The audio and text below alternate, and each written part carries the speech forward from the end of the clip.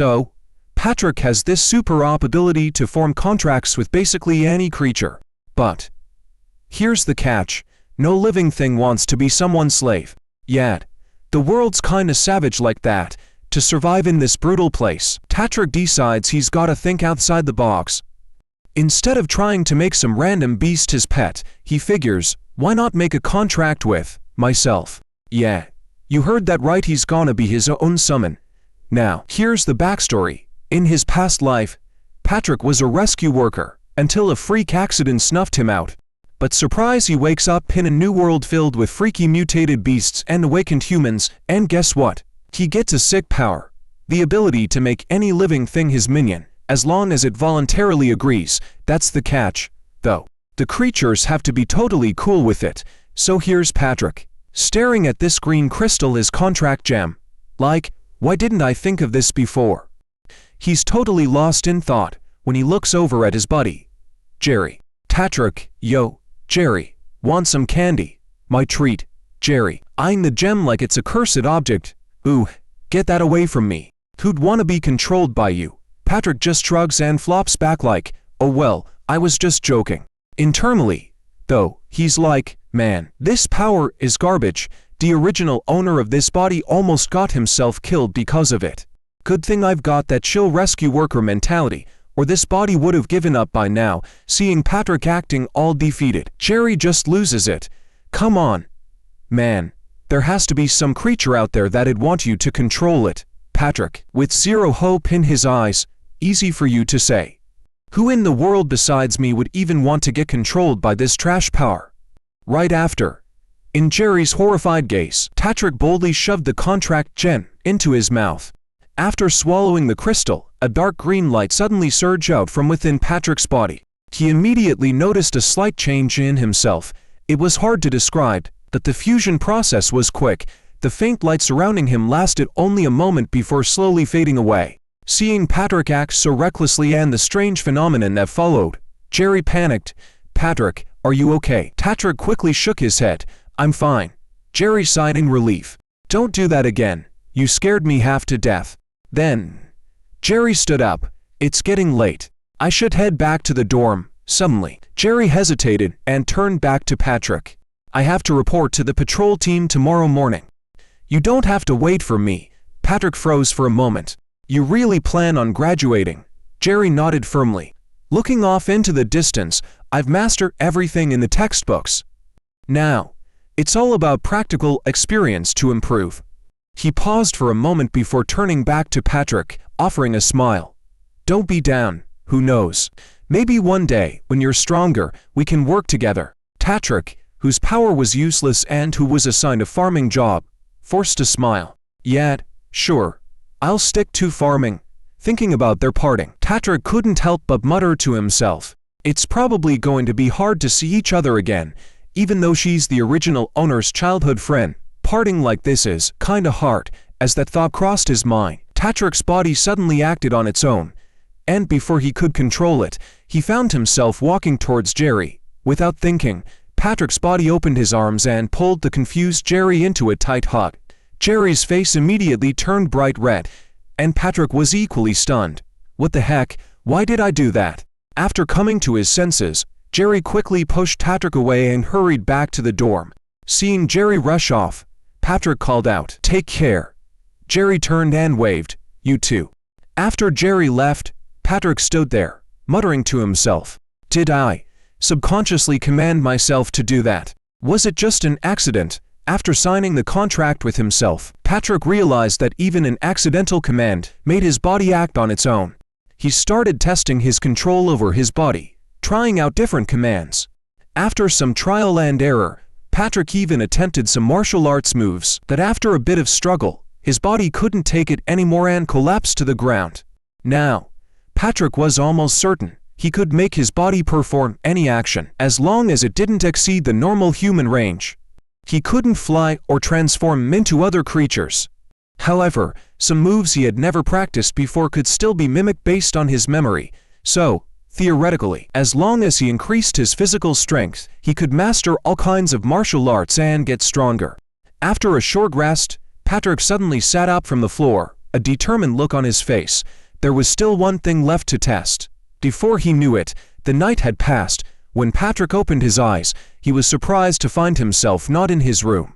Looking around, he blinked and muttered to himself, "Wait, is this the cafeteria?" Just then, Patrick felt a sharp pain shoot through his body. Glancing at his trembling legs, he instantly recalled the morning jog command he had given himself before going to sleep. His eyes lit up, and a smile tugged at the corner of his mouth. So, my body actually went for a jog while I was sleeping. Hell yeah. Yesterday's idea was spot on. His body could follow his commands, even without his conscious mind. Feeling a bit smug, Patrick quickly scanned the area, whispering to himself, "Please tell me no one noticed me." At that moment, a commotion erupted nearby. Patrick didn't think much of it at first, but then he saw a familiar face and knew it was Shirley, the school beauty from the next class. Just as he was about to grab some breakfast, a strange squeaking sound came from behind him. Patrick turned, and his pupils instantly shrank. Holy crap, what the hell is that? There, just a few feet away, was a 2-meter tall, upright fox, a freaking giant fox strutting around in the middle of the cafeteria. It casually grabbed a female student and started munching on her like a snack. But here's the insane part. No one even seemed to notice it. Everyone just went on with their meals like nothing was happening. Patrick stared at the fox in a panic. What is going on? This isn't Shirley. As the giant fox passed by him, it suddenly spoke in a raspy voice. "You don't look too good. Are you feeling sick, Patrick?" To anyone else, it might have sounded like a normal greeting, but Patrick was freaking out. When he didn't respond, the fox bent down and pressed a massive paw on his shoulder. Panicking, Patrick quickly gave himself a mental order. Stay calm. Stay calm. He forced a smile, shaking his head. "I'm fine. Just had a bad nightmare last night. Didn't sleep well." Patrick slowly got to his feet, flashing a wide grin as he walked away. "By the way, I've got class soon. I better get going." The giant fox, now transformed into Shirley, fixed its eyes on Patrick, deep in thought. "Is that fear I smell?" the fox thought. "Am I imagining it?" After leaving the cafeteria, Patrick couldn't help but mutter to himself as he walked away. Why the hell are there altered beasts in school?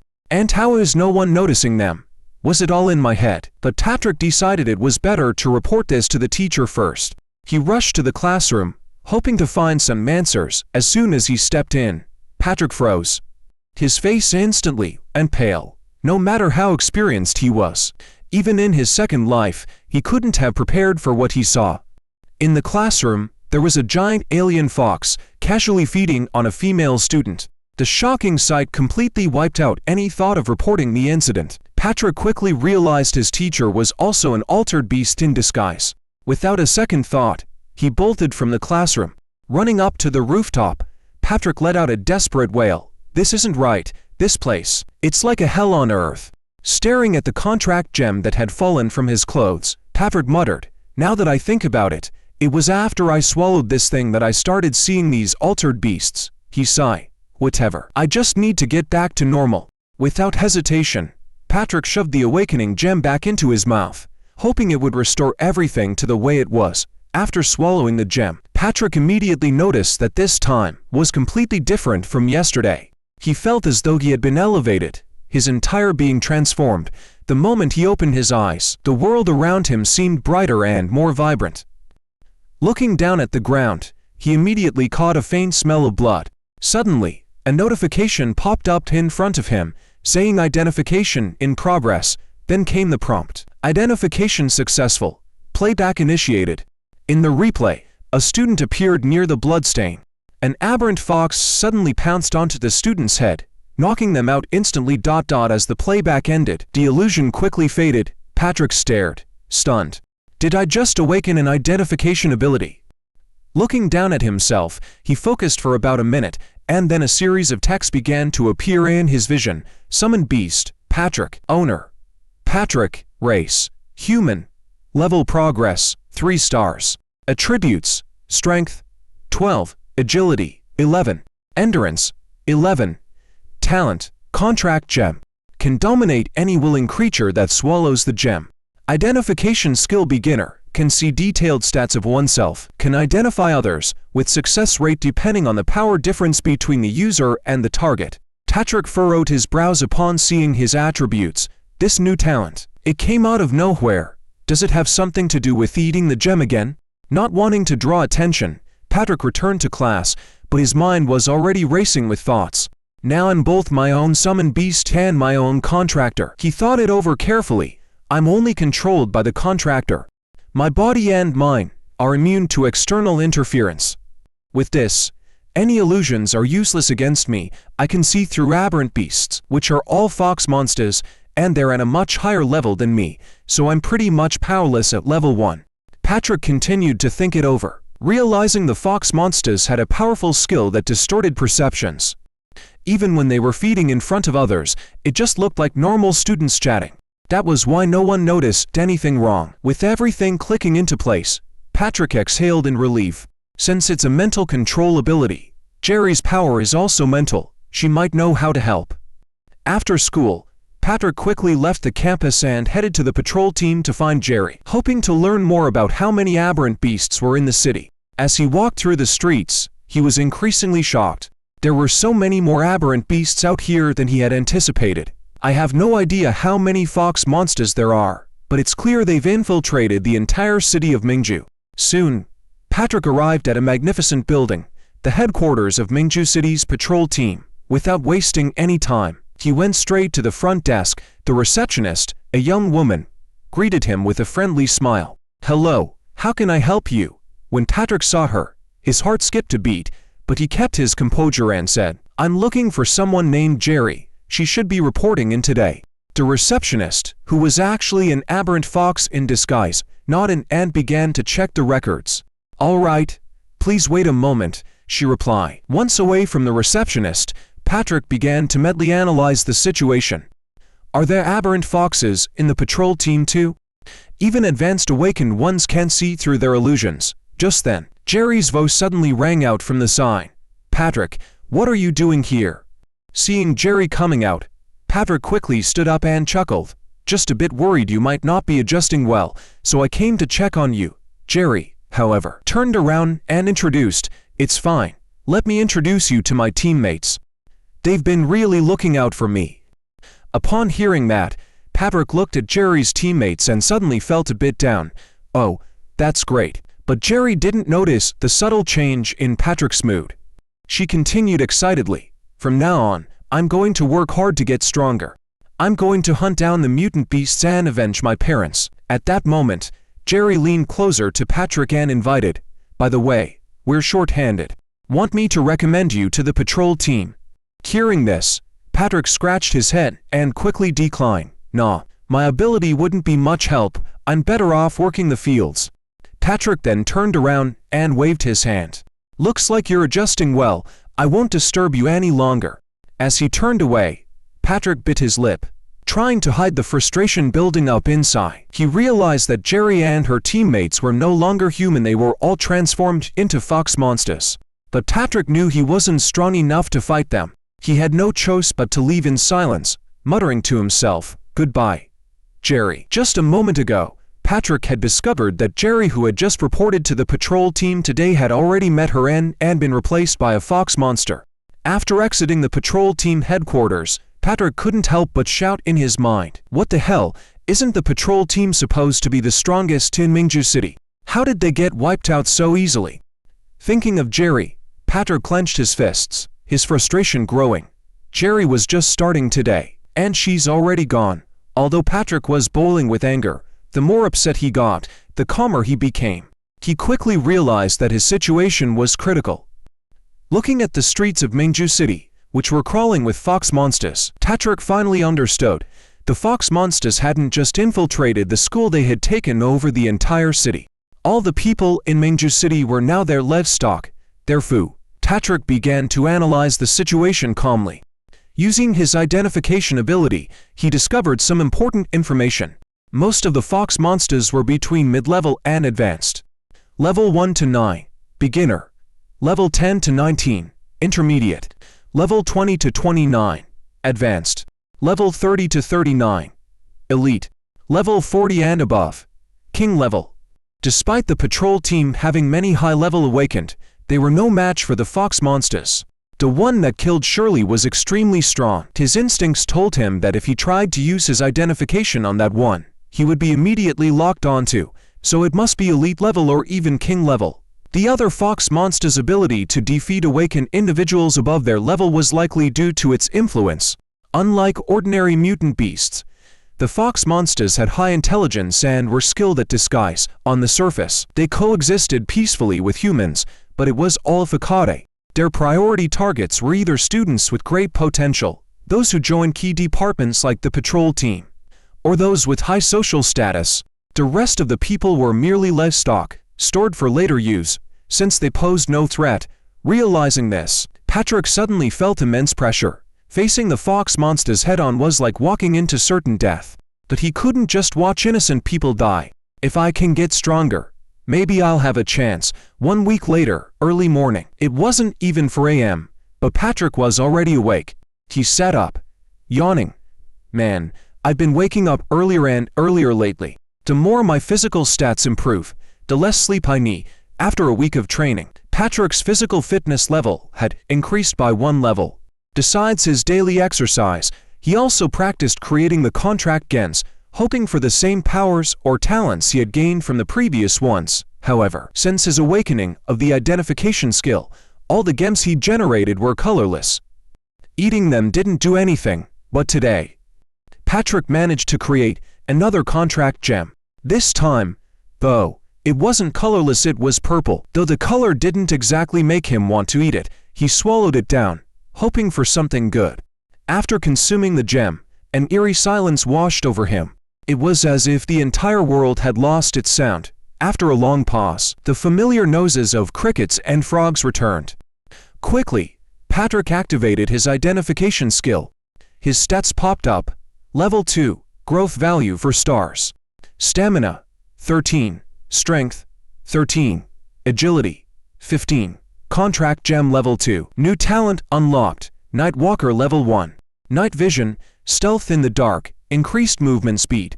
Body weight decreases, fully invisible in shadows. Patrick's face lit up. Another new talent. Sweet. Now I can go investigate at night. He glanced at the gem stats. It's at level 2 now. Does that mean my level affects the gem's level? With a sense of renewed optimism, Patrick thought, if I level up, will I keep unlocking new talents? That'd make me unstoppable. Excited, Patrick immediately activated his new ability. A dark, shadowy energy wrapped around him. He smiled. No time to waste, let's go train and test this new power. After running a few laps, he noticed a significant boost in his vision and a lighter feeling in his body. Thanks to night vision, the dark surroundings became clear. Then, out of the corner of his eye, Patrick spotted something shiny on the grass. He couldn't resist and immediately switched off his morning workout orders. Turning around, he dashed to pick up the object. It was a ring. The material didn't look particularly precious, but the craftsmanship was detailed. It was definitely not a simple decoration. Without hesitation, Patrick used his identification skill on the ring. Normally, identifying items was easy, but after several failed attempts, he finally succeeded. The information that appeared was unexpected. Assassin's ring. When worn, all living beings instinctively ignore the wearer. Advanced awakening individuals are immune to this effect. As the information flashed before his eyes, Patrick's pupils contracted. Suddenly, a series of images appeared in his mind. He saw a man in a white robe, with a black mask, fighting with a fox monster disguised as Shirley on the field. Patrick immediately realized the man was wearing the ring he just picked up, so this is the ring's owner. Patrick began to piece things together. Ordinary people can't see through a fox monster's disguise. Shirley must have been seen as a human by this guy. Is he her enemy? The fight continued in the vision. The masked man, clearly not a fox monster, effortlessly cut off 3 of the fox monster's fingers and inflicted a serious wound to its abdomen. Patrick frowned. Shirley can't have enemies. She's an orphan, and from what I know of her, she wouldn't pick a fight with anyone. He rubbed his chin, deep in thought. So why would anyone go after Shirley? The only thing Patrick could come up with was a terrifying possibility: someone else in Pearl City is secretly fighting against these monsters, and they're targeting the fox monsters too. As Patrick was thinking, a figure of a fox monster suddenly appeared not far away, accompanied by a hoarse growl. "Who's there?" When the fox monster reached Patrick's location, it realized the ring on the ground was missing. Immediately, it shouted, "The ring's gone. Someone must have been here." The fox monster dropped to all fours and began sniffing the ground, but it didn't detect any scent. How is that possible? No scent. Whoever did this must be an intermediate level awakened one. In a panic, the fox monster quickly moved away from the field, muttering, "I need to inform His Highness the Prince right away." Hidden not far from them, Patrick analyzed the situation. "I see. They intentionally left the ring here." Looking at the ring in his hand, Patrick thought, "If I put it back now, it'll look suspicious. Better keep it for now." Time passed quickly, and when Patrick returned to his dorm, it was already 5:30 a.m. The sky was beginning to lighten. Looking at the ring, Patrick couldn't help but feel relief. Thanks to the Nightwalker and Assassin rings, my presence was completely hidden in the dark. Looks like my strength isn't just from my own power. Equipment boosts help too. Meanwhile, a group of fox monsters was heading toward Patrick's dorm. As Patrick's consciousness began to fade, a familiar voice suddenly reached his ears. "Patrick, hi." His face changed instantly, panic spreading as he anxiously looked around. Who's talking? In his dazed state, Patrick thought he saw Jerry's figure appear beside him. Her body was hazy, but her clear, anxious eyes stared directly at him. "They're coming." Minutes later, the fox monster disguised as Shirley, accompanied by its minions, forcefully opened the dormitory door and walked into Patrick's room. It had only been a few minutes since Patrick returned. The group of fox monsters circled the room and then walked over to Patrick's bed. They stared down at the sleeping Patrick. The room was silent, except for Patrick's steady breathing. The fox monster, now disguised as Shirley, locked onto Patrick and extended its sharp claws, staring at him with a sinister smile. "Is it him? Fine, then let's end this." Just as it raised its claws, it gathered a ball of crimson energy and aimed it at Patrick's head. It was about to strike. Patrick, who had just returned to his dorm, realized the fox monster leader and its minions were after him. To avoid revealing himself, he calmly ordered his body to sleep, knowing the fox monsters were coming. However, as the fox monster leader extended its claws, it paused above Patrick's head and began to think, showing no emotional reaction. "If this weakling somehow escapes, he will definitely fight for his life, but I don't feel the ring's presence." A small minion nearby saw the leader retract its claws and asked in confusion, "Why don't we just kill him, Your Highness? He runs every morning, but today he didn't. There's something strange about it." The fox monster leader turned around coldly and replied, "He's nothing, just a useless piece of food." Hearing this, the leader suddenly extended its claws again, snapping, "Don't waste food." The small minion quickly realized its mistake, lowered its head, and curled up submissively on the floor. Half an hour later, Patrick, still pretending to be asleep, suddenly opened his eyes. After confirming that the fox monsters had left, he quickly spat out the ring from his mouth. Relieved, "That was close, almost gave myself away." Looking at the ring in his hand, Patrick mumbled to himself, "I completely forgot about my daily morning runs. Luckily, I ordered my body to sleep earlier. I didn't leave any traces." Thinking back to the familiar voice he had heard earlier, Patrick fell into doubt again. Was that really Jerry's voice, or just my imagination? He shook his head and decisively thought to himself, "Enough with the second guessing, I need to get stronger to avenge her." In the end, to avoid suspicion from the fox monsters, Patrick decided to continue with his normal routine, pretending everything was fine. Patrick headed to the cafeteria for breakfast, while the students around him started gossiping. "Hey, did you hear?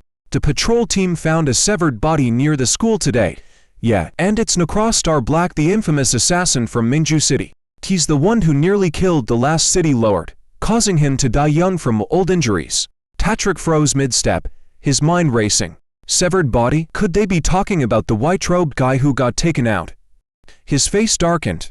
Even the top assassin was taken down so easily. Shirley's power is way beyond what I imagined. Exposing the body like this, is she trying to send a message to the forces against the fox monsters? Patrick thought to himself. He knew the fox monsters would definitely tighten their security now. "I need to get some gear to protect myself," he decided. After class, I'll head over to a blacksmith shop. After class, Patrick hurried out of the school, heading toward the commercial district.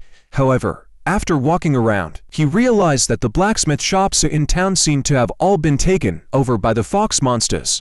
And the fox monsters weren't weak either. He tried identifying a few items, but each attempt failed.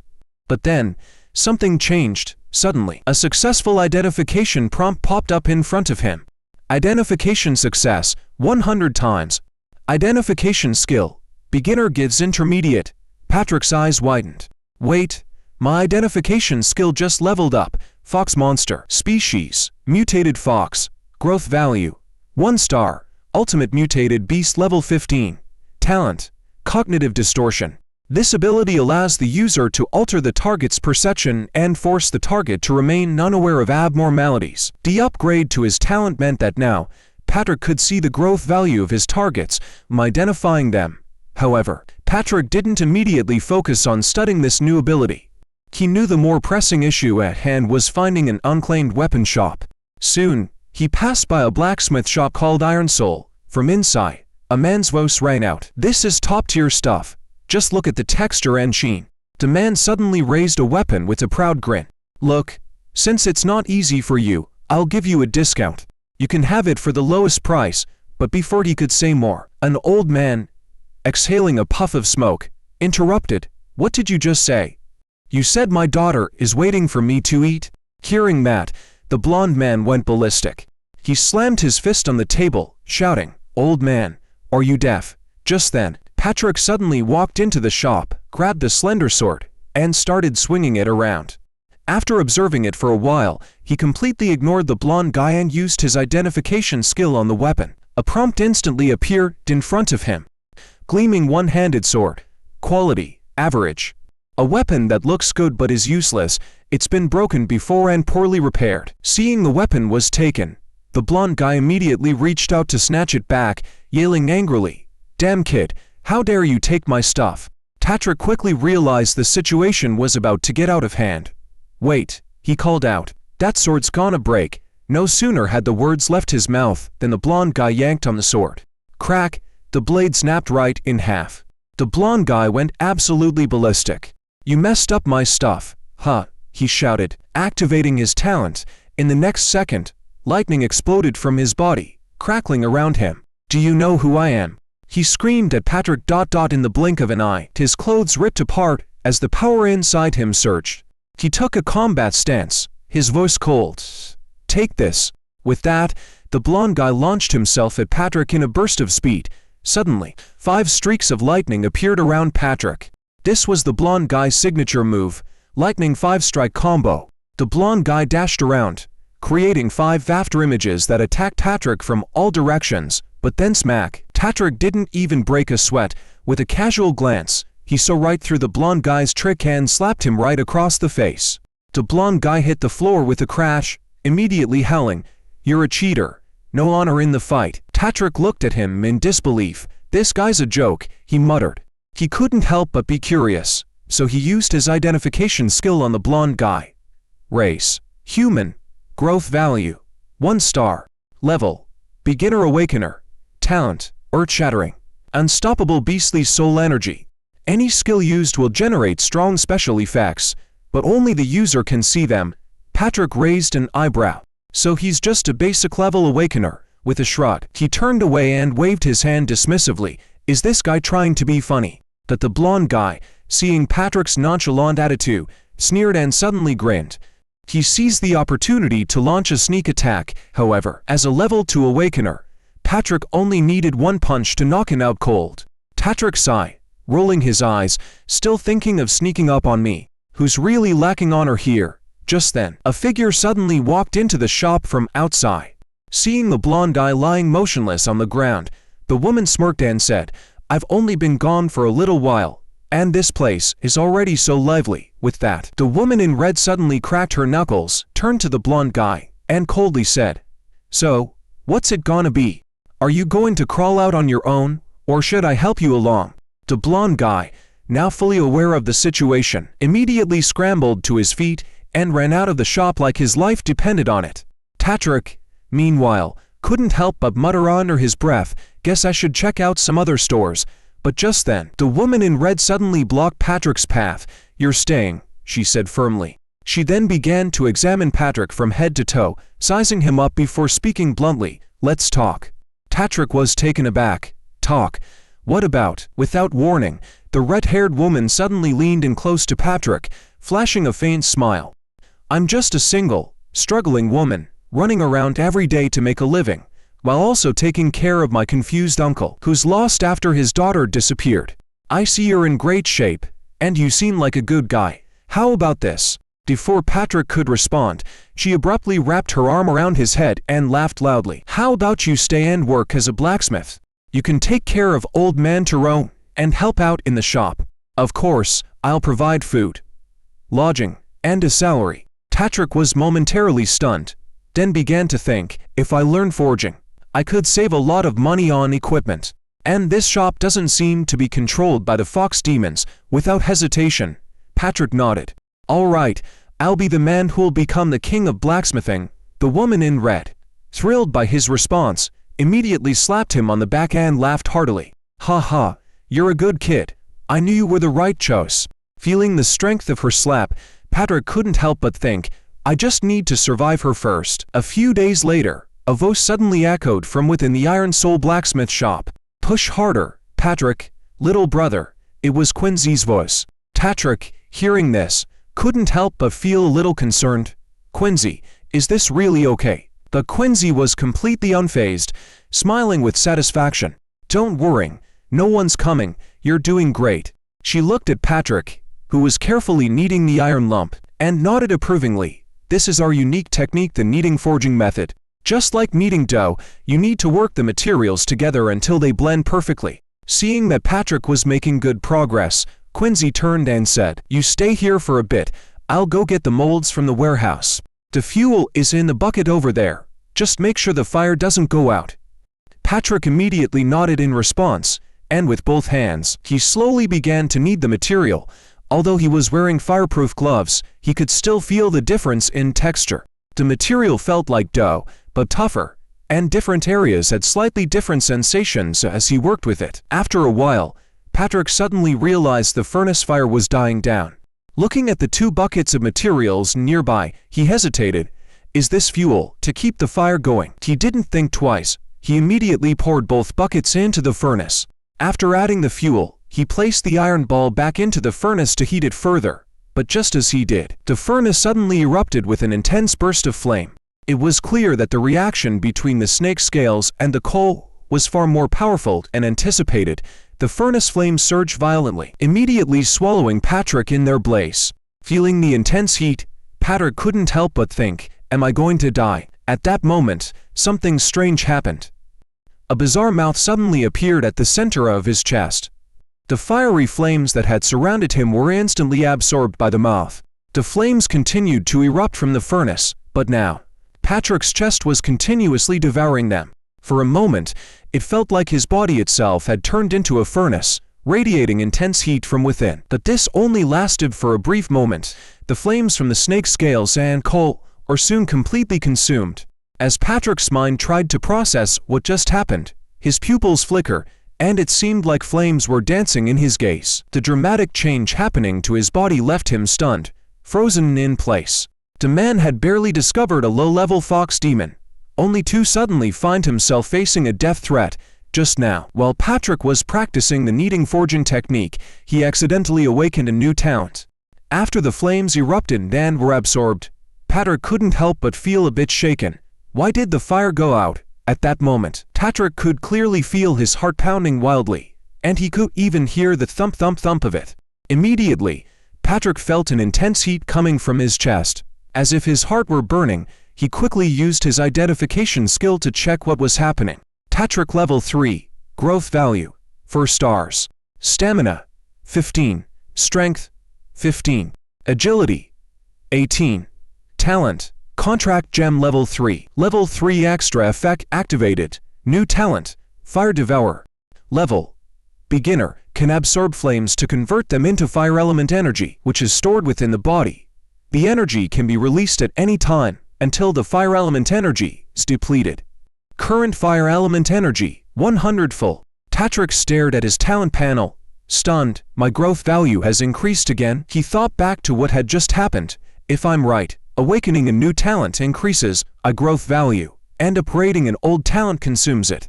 As long as I keep awakening new talents, my growth value could become infinite. But 10. Patrick frowned. Wait, I remember everyone else's growth value is limited. Why can I awaken multiple talents? Looking at the newly awakened Fire Devourer talent, Patrick quickly understood what had happened. The Fire Devourer absorbed the flames just now, didn't it? He began to analyze it further. By the way, I reached level 3 this morning and ate the level 3 gem. So why did the gem's effect only activate this evening? Was there a specific trigger for it? Just as Patrick was lost in thought, Quincy suddenly opened the door and walked in, looking surprised. What's going on here? Why is it so messy in here? Upon seeing the empty fuel baskets, Quincy immediately grabbed Patrick's hand in excitement. Wait a minute, you didn't throw the red snake scales into the furnace, did you? That stuff explodes. I can't believe I forgot to tell you. Patrick, feeling a bit embarrassed, scratched his head. Quincy, about the damage costs.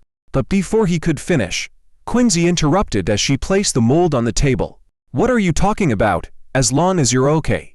That's what matters. But how did you put out the fire? The flames from the red snake scales are hard to extinguish. Patrick scratched his head again and sheepishly grinned. Well, it's a long story. At that moment, Quincy's attention was drawn to the materials on the furnace. This material is perfectly fused. This requires an extremely high temperature to achieve. She picked up the metal lump and placed it in the mold, continuing to praise him. You've got real talent. The Academy totally underestimated you. With your current skills, you could easily join any of the 3 major organizations. Hearing this, Patrick became curious. Quincy, everyone always calls the patrol and investigation teams the 3 major organizations. So, what's the third one called?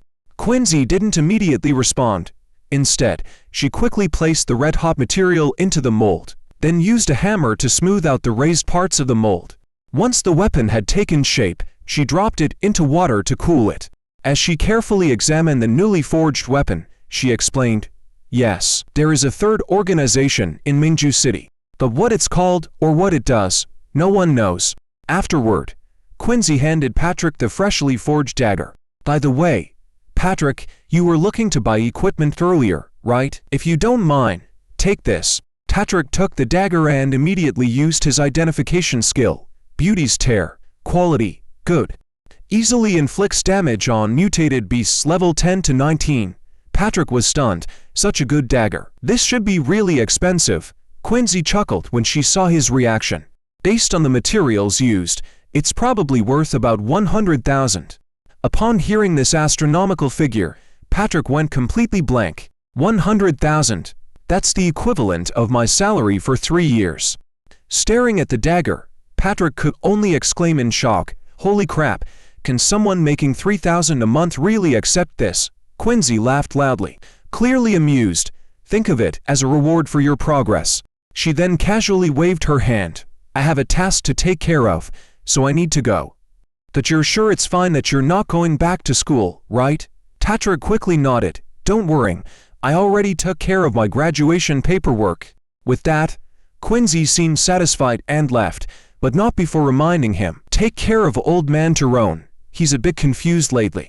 Don't let him open the shop. Once Quincy left, Patrick couldn't help but start thinking. Although this forge hasn't been targeted by the fox demon since it's not open for business, the nose from earlier might attract their attention. I should do a patrol around the area while it's dark. 10 minutes later, Patrick arrived at the small park. The park, in a state of decay, was empty except for a little girl swinging on the swing. But Patrick immediately noticed that she was a fox demon. Without hesitation, he used his identification skill. To his surprise, she was a 3rd level, low-grade fox demon. As he quietly approached the fox demon from behind, Patrick gripped his dagger tightly and muttered to himself, she's also level 3. With my equipment, I should be able to defeat her. Although the city's patrol team had been completely overwhelmed, Patrick figured the investigation team outside the city was still intact. He immediately thought, if I hand over the fox demon's body to them, it might attract the attention of higher-ups.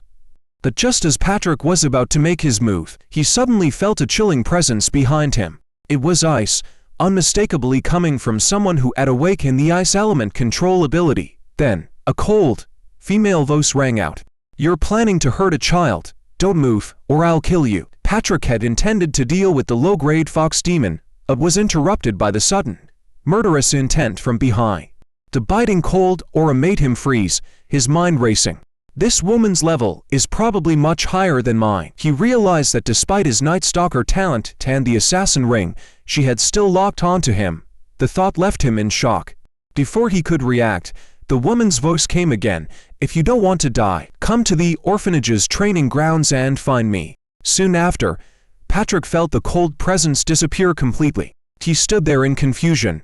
The orphanage training grounds. Relieved that the woman wasn't with the fox demon, he thought, "If she were, I'd already be dead by now." He then wandered to the nearby small park and began to piece things together. "I grew up at the orphanage. When I was a kid, I used to practice random punches at the small park nearby, so I named it the orphanage training grounds. That woman must know me. How else would she know my secret?" Patrick's thoughts were interrupted by a rustling noise coming from the nearby woods.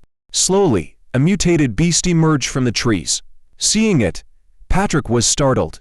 "There's a mutated beast here." He quickly used identification on the creature. Armored toxic tail rat. Species, mutated rat. Potential, 2 stars. Level, 5 low-grade mutated beast. Talent, toxic tail. Possesses a poison gland that can release deadly toxins through the bone spurs at the end of its tail. Hardened fur. The rat's fur is like armor, greatly enhancing its defense but reducing its agility. After reading the identification info, Patrick's thoughts raced. "This rat is 2 levels above me. If I back off slowly, I should be able to escape." But then, Patrick immediately tightened his grip on the dagger, his gaze fixed on the armored rat. "No, I can't leave it alive. If I don't deal with it now, tomorrow, when the children from the orphanage come to play here, they might end up getting hurt." Even though there was a level difference of 2, it wasn't that significant. Plus, with the excellent weapon Quincy gave him, Beauty's Tear, Patrick didn't feel too afraid. He was determined to take down the armored toxic tail rat. After all, Beauty's Tear could easily deal damage to mid-level mutated beasts, so it should have no problem piercing through this low-level beast's defenses. Patrick quickly ran through everything he learned about dealing with mutated beasts in his head and decided to take the offensive. With a burst of speed, he shot forward into the night like a sleek panther. Charging straight at the armored poison-tailed rat, he felt confident. After all, he'd read plenty of action novels where the main character was always a pro at fighting right after awakening. Totally unrealistic. But hey, Patrick was feeling lucky. Even though he had no combat experience, he could still summon a beast to fight for him.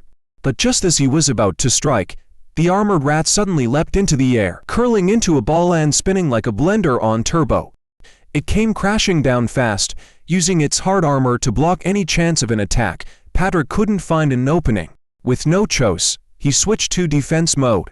His dagger, Beauty's Tear, blocked the rat's spinning attack, but even though the blade was sharp, the rat's spinning motion absorbed most of the force. It barely left a mark. Pressure was mounting. This thing's armor was tough. Patrick realized he had to outsmart it. And then, just as he was about to be overwhelmed, bam! The mysterious figure who had been hiding in the shadows during his fight with the Sky-Long Fox finally revealed themselves. Just now, Patrick went into battle against the mutated beast, but he didn't expect to be unable to break through its defenses. The armored poison-tailed rat, seeing its spinning attack had no effect, used the recoil from Patrick's counterattack to leap onto a nearby boulder. Then, it uncoiled its body with a snap, eyes locking onto Patrick. Its poison sac suddenly glowed with dark green energy.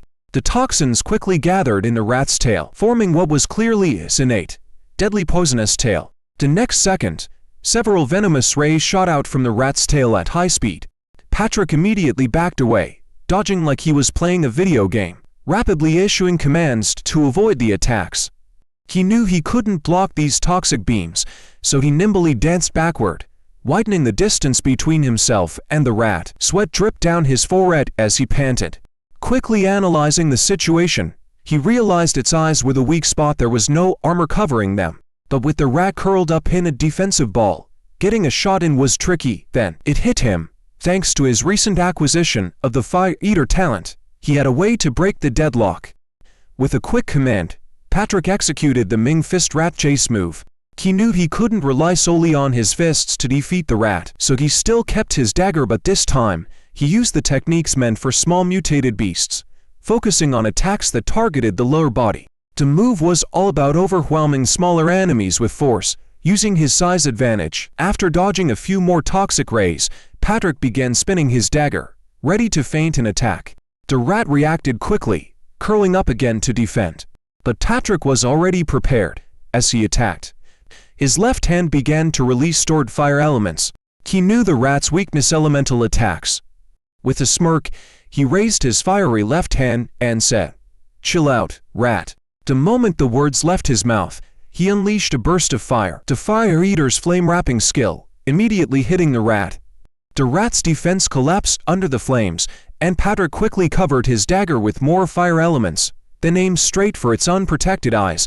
In the next instant, a fiery slash pierced through the rat's eyeball. The dagger drove deep through its brain, and the fire element exploded, scorching the rat's body from the inside out.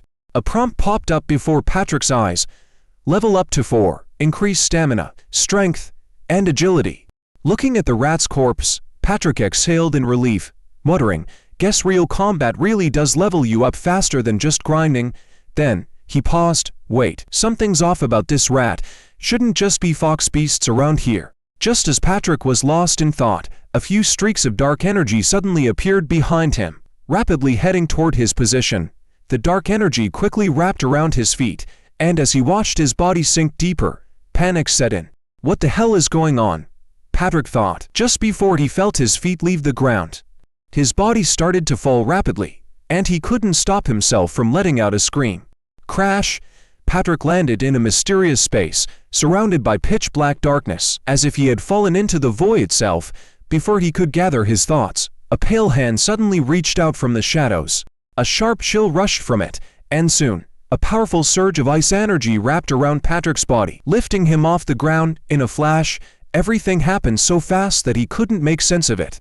And the woman behind all of this was the same mysterious figure who had stopped him from assassinating the fox creature earlier. She aimed her ice sword at Patrick's neck, her voice cold as she spoke. "I'll give you 5 minutes. Prove you're human." Patrick froze. Wait. What? He thought.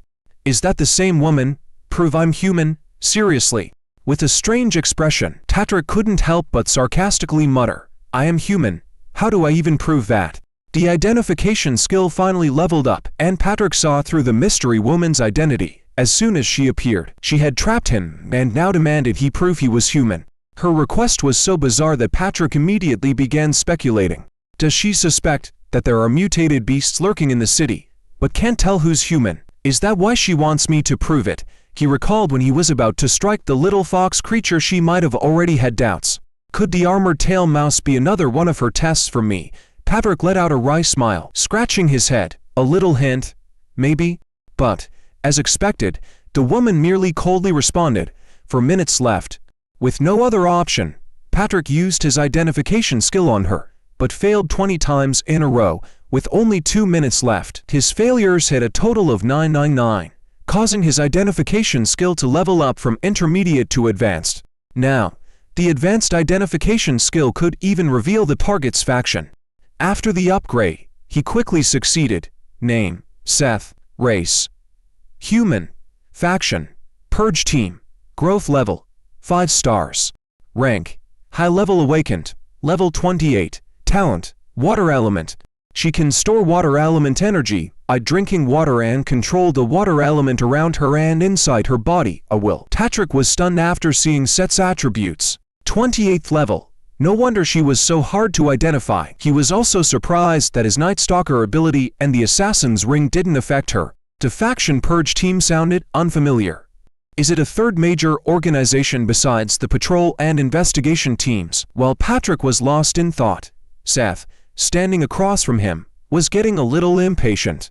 Seeing Patrick stay silent, she frowned and coldly said, 1 minute left. Though Patrick didn't remember anyone named Seth from the orphanage, he was sure if she was from there, she must have changed her name. Calmly, Patrick spoke up, "If you call this little park a training ground, you must be from the orphanage too, right?" Then, he started listing off the girls he knew from his childhood. When Seth heard the name Cece, she froze for a moment. Her eye sword suddenly shot forward and stabbed into Patrick's shoulder. Seeing Patrick stop, Seth immediately stepped closer, her voice cold as she hissed, "This doesn't prove you're human." Seeing her aggressive reaction, Patrick immediately pieced things together. That reaction, she must be Cece. She's 3 years older than me. When I joined the Pearl Academy, Cece had already graduated and joined the investigation team. If it's something only she and I would know, then it's definitely from when we were kids. There were a few days when we practiced martial arts together. She even seriously taught me her Heaven Quake and Earth Shatter. Cece's invincible punch, I actually believed her back then. Excited, Patrick started moving his fists, shouting out the martial arts moves. First move, ha. Second move, hey, ha. Third move, ha, hey, ha. Heaven Quake, Earth Shatter, Cece's invincible punch. Seth, who had been calm and composed, immediately panicked and dismissed her ice sword. Seeing this, Patrick grinned, "You really are Cece," but Seth didn't respond. Instead, she pointed at Patrick and asked seriously, "According to the Academy's records, your ability is the contract gem. It was considered useless since it couldn't meet the activation conditions, so what the hell have you been doing? Transforming into Shirley the Fox Prince and getting provoked by food vendors." Seth, after confirming that Patrick was human, immediately started questioning him about his bizarre behavior. Patrick didn't hide anything and answered truthfully. 2 weeks ago, I ate the contract gem and became a summoner, fully in control of the beasts. That means I'm immune to the illusions of mutated beasts and can see through their disguises. According to my recent investigation, there are a lot of fox creatures hidden in the city. I suspect an entire clan has infiltrated Pearl City. Their inherent ability is cognitive distortion. Before Patrick could continue, Seth grabbed him excitedly and asked, "Is everything you said true?" Patrick immediately gave her a few addresses. Leyi Street, Wenshang Breakfast Shop, the owner of G1 Furniture, 3 blacksmiths from Longju Street's Longjiang Long Weapons Workshop. Then, he added, "Also, the little fox creature you stopped me from killing earlier. They're all low-level fox creatures, you can check them out." Seeing that Patrick wasn't just talking nonsense, Seth quickly turned and said, "Don't move, I'll be back soon." Once she was gone, Seth spoke into a purple crystal. "Bob, do you think this information is credible?" Out in Pearl City's outskirts, Bob analyzed coldly. "First, we can confirm that no mutated beast called fox creature has ever been found near the city. That the cognitive distortion ability has appeared before, which matches Patrick's description." As Bob spoke, his eyes suddenly gleamed with golden light. "I've already sent people to secretly capture them. The first should be back soon." Just then, from not far behind Bob, a loud rumbling sound suddenly echoed. The unexpected noise immediately caught his attention. Seeing a few members of the cleansing team running away in panic, Bob's face immediately turned serious. "What's going on?" Hearing him, one of the team members quickly shouted, "Team leader, it's the breakfast shop owner. She just went crazy and broke free after being taken out of the city. She even attacked us." The next moment, the breakfast shop owner suddenly leapt into the air, her hands clawed and aimed straight at Bob's head. Bob, however, showed no sign of panic. He calmly used his ability, shouting, "Looking for death." With that, he threw a punch straight at the owner's abdomen. But the weirdest part was, there was no sound when the punch landed, yet the punch's power was immense. In one hit, it blasted a huge hole through the owner's body. Seeing this, Bob snorted coldly, "Out of your league." Then, the owner's body began making strange noises. Countless strands of pitch-black energy started leaking from her body. Once the dark energy dissipated, the owner's form reverted back to that of a fox creature. Seeing this, Bob decisively ordered, "Looks like the info was true. We finally figured out what the enemy is. Notify the other team to kill the target immediately." Meanwhile, inside the Pearl Academy, Shirley was lazily lying on a lounge chair, resting. But suddenly, she seemed to sense something and opened her eyes wide in alarm. With a startled look in her eyes, Shirley swiftly turned around and gazed at the distant streets. Then, with a burst of force, she pushed off with her legs and shot into the sky. scanning the entire Pearl City below. After scanning for a moment, Shirley suddenly spoke. Joey's dead. Someone killed Joey, and someone died on Leahy Street outside the city, too. Just as Shirley was about to lock onto the killer's position, she noticed that the killer's presence had vanished. Coldly, she muttered, "To kill so quickly and then erase their presence. Whoever it is, they're good. Who are they?" Furious, Shirley gritted her teeth, her long ears standing upright as she tried to control her anger. In the end, she couldn't hold back a roar. The terrifying shockwave exploded outward from her, turning into a gust of wind that spread in all directions. The woman had originally planned to use her martial arts to wear Patrick down, but who knew that the man would secretly activate his learning mode? Just then, Seth received news from Bob, confirming that the mutated beasts in Pearl City were indeed fox creatures. Patrick, feeling the restraints on his body vanish instantly, quickly asked, "Is it verified?" Seth nodded and replied, "Yes, but we can't be sure that your ability to see through the fox's illusions wasn't set up by them. You're still just an eyes and ears for us. I'll protect you secretly from now on. If you find anything, you can contact me at night." Patrick, stretching his muscles, smiled and said, "Protection and surveillance? Fine. As long as we can deal with the fox creatures, I'm all in." Seth was surprised by Patrick's understanding. After tossing something to him, she said, "Here. This is for you." The jade token was a pear one called Cold Jade, the other Warm Jade. If the cold jade gets covered in flames, the warm jade in my hand will heat up, signaling that you're in danger. I'll know and can immediately rush to help. Patrick immediately tried to release fire on the cold jade, testing it. Seeing this, Seth continued, "Still, I suggest you work on strengthening your abilities. No one can guarantee your safety 100%. Hearing this, Patrick scratched his head and awkwardly said, "I've thought about joining a dojo to learn some martial arts, but the tuition is way too expensive for me." Seth, leaving as she waved her hand, replied, "I'll apply for funding from the organization. You can check out which dojo is suitable for you." When Patrick heard someone else would pay for his tuition, he immediately started thanking her. "That's great. Thanks so much, sis." Seth. A few days later, after walking around the streets, Patrick couldn't help but mutter to himself, "There are way fewer fox creatures around here these days. They must have been cleaned up by the sweepers." He sighed inwardly. "Seth didn't tell me her identity. Guess she still doesn't fully trust me. If my appraisal skill hadn't leveled up and allowed me to identify the target's faction, I wouldn't have known she's part of the sweepers."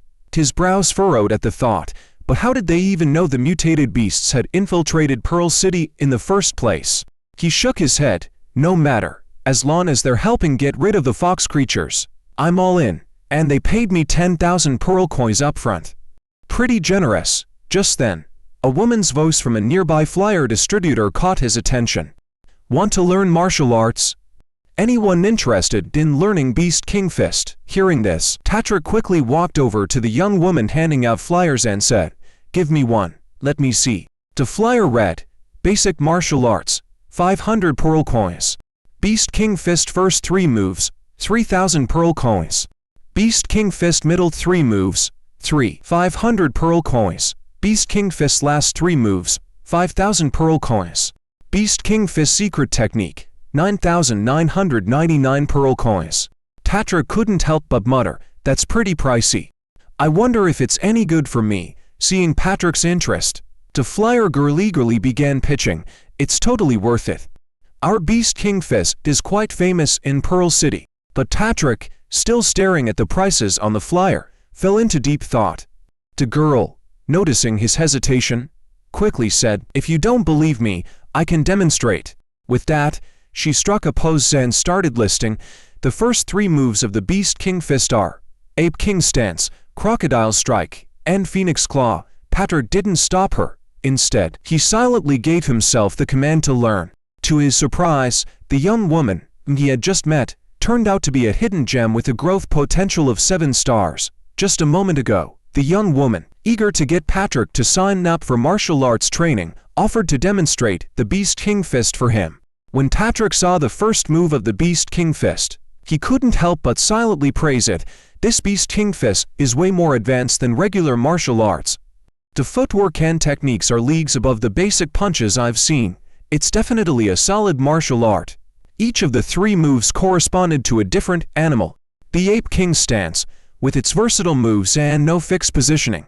The Crocodile Strike, focused on strengthening finger strength, and once mastered, could rip through tigers and leopards. But the Ape King stance didn't imitate the movements of a monkey. It was a lightning-fast fist technique with a complementary footwork system. The footwork was the true essence of the move. However, as Patrick watched the young woman suddenly trip, he couldn't help but mutter to himself, but she clearly isn't experienced enough to fully showcase the Beast King fist's power. As Patrick helped her up, a group of thugs suddenly approached. One of them sneered, "Who gave you permission to hand out flyers for your crappy Beast King fist here?" The young woman immediately scratched her head awkwardly and apologized. "Sorry, I didn't know I wasn't allowed to hand out flyers here." At that moment, a blonde guy stepped up between them, mocking, "Beast King fist? That low-tier martial art. What's the point? You should come learn from us at the Shinji Fist School instead." When Patrick saw the thug's face, he gasped, then blurted out, "Wait, you're Lightning 5 Knees." The blonde guy immediately exploded in rage. "Lightning 5 Knees," he yelled, his face twisted in anger. "I haven't settled the score from last time, the blacksmith shot. Now you've really done it." The thug turned to his henchmen. "Get him, Bear 1. Bear 2. At that, the 2 thugs, Bear 1 and Bear 2, activated their powers. With a loud roar, their muscles began to bulge and expand dramatically. Seeing the scene unfold, Patrick couldn't help but be stunned. He quickly activated his identification skill on the 2 thugs, Bear 1 and Bear 2. Their attributes were almost identical. Growth value, 1 star. Beginner Awakener. Level 4. Talent, Body Strengthening. Intelligence reduction, 70% in exchange for a certain level of physical enhancement. Maximum body strengthening, 30%. After seeing this shocking talent, Patrick's expression instantly changed. "You're telling me this is a talent, reducing intelligence in exchange for physical power?" Bear 1 and Bear 2, now fully enhanced, were clearly no longer very intelligent. They mindlessly charged at Patrick. When Patrick saw the young woman daring to face off against 2 opponents at once, he curiously used his identification skill on her. Jamie, growth value, 7 stars. Beginner Awakener. Level 3. Talent, hard work overcomes talent. Learning ability, reduced by 90%. Skill growth, any skill can be improved by persistent training. Each day of training boosts growth speed by 10%, maxing out at 1000%. After seeing Jamie's attributes, Patrick couldn't help but think, this growth value is ridiculously high. She's definitely gonna be a big shot later on. He then muttered to himself, but right now, having her step in, isn't that just asking for trouble? Without thinking twice, Patrick tossed the stack of flyers back to Jamie, then gently pushed her aside. "This is my problem, I'll handle it myself." But Jamie wouldn't back down. "But there are 3 of them. You'll be at a disadvantage." Patrick just smirked. "It's fine. Didn't you just demonstrate the Ape King stance?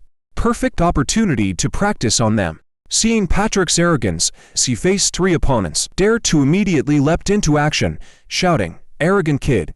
But just as Bear 1 lunged toward Patrick, he missed completely. Patrick swiftly dodged and slapped his palm down, knocking Bear 1 out cold. Seeing this, Bear 2 went berserk and charged, completely losing his composure. Patrick, with a single thought, activated the second move of the Ape King stance. He bent low and elbowed Bear 2, sending him flying. Meanwhile, the blonde thug, seizing the chance, unleashed his signature move, Lightning 5 Knees, aiming to ambush Patrick. However, Patrick unexpectedly leapt into the air and delivered a powerful kick to the thug's weak spot, sending him howling in pain. With a cold chuckle, Patrick teased, "Too bad, you didn't bring 2 more guys with you." After dealing with the 3 thugs from the Shinji Fist School, Patrick casually turned around and said, "Let's go, take me to the Beast King Fist School to sign up." Jamie, a bit surprised, asked, "You really want to sign up? You're amazing, you learned the Ape King stance just by watching it once. If I can't figure out a move, can you teach me?" Patrick nodded confidently, "No problem." Jamie's face lit up with joy. "That's great. With you helping me, I'll definitely get stronger fast." As Patrick looked at Jamie, he couldn't help but think to himself, with her 7-star potential, she'd be at least a senior awakener in the future. Maybe even a top-tier awakener. Maybe I'll end up needing her help later. Patrick had finally experienced the true power of the Beast King Fist firsthand. Just then, Patrick decided to follow Jamie to the Beast King Fist school to learn the Beast King Fist technique. However, when they arrived, Patrick noticed something strange inside the training hall. The students were groaning in pain. One of them, looking out the door, shouted, "Did you see the instructor?" "What? The instructor's back. Didn't they say he wouldn't be back for another couple of days? What are we gonna do? I haven't even mastered half of the Ape King stance." Suddenly, a voice boomed, slacking off again, prepare to be punished. The students quickly straightened up, a few even trembling. Patrick blinked, confused, and asked, "Why does everyone look so scared of the instructor? Have you been punished before?" Jamie covered her face, looking embarrassed. "Our instructor, Bert, is notorious for being tough. Anyone who doesn't complete their tasks gets heavily punished." At this, Jamie suddenly looked proud. "I've been punished the most. I've been here for over a month, and I still haven't even mastered the basic fist techniques." Patrick raised an eyebrow, silently thinking, is this something to be proud of? Just then, the doors to the training hall slammed open, and everyone immediately lined up in a row, shouting in unison, "Good day, instructor." Jamie quickly turned and whispered, "Instructor's here. Stand up straight." Bert, the instructor, glanced over them all and shouted, "Attention, run stance. Do 50 laps as punishment." Patrick, curious, immediately activated his identification skill on Bert. Bert, race, human, faction, Beast King Fist School. Growth value, 1 star, Advanced Awakener. Level, 25. Talent, body shifting. Ability, by consuming food, Bert can alter his physical form. The number of forms he can store depends on his level. Forms stored, Vol form, Berserker Lion form. Patrick's eyes widened after seeing Bert's attributes. This guy is ridiculously strong. He's almost on par with Sister Cece. Suddenly, Bert walked up to Patrick and asked, "You're the kid who helped deal with the thugs from the Shinji Fist School yesterday, right?" Patrick, under Bert's intense gaze, casually replying, "What if I am?" Upon hearing this, Bert's eyes flashed with a cruel smile, and he immediately threw a punch, shouting, "Here's a little greeting for you." Patrick was taken aback. What the hell's going on now? A sharp gust of wind followed, and Bert's fist came at him with lightning speed. Patrick dodged just in time but was instantly irritated. "Hey, wait a second." But Bert ignored his shout, increasing the speed of his attacks, and Patrick could only keep dodging, his frustration growing. "Seriously, you're attacking me, a newbie, just because we disagreed for a second?" Bert then suddenly released a powerful lure and laughed. "I heard you learned the Ape King stance just by watching a demonstration. Let's see how well you handle this." In the next instant, Bert's terrifying fist came smashing toward Patrick's head. Patrick had no way to avoid it. It was about to land, but just as the punch was about to hit, Bert suddenly pulled back. Instead of a punch, he lightly tapped Patrick's forehead with a satisfied grin.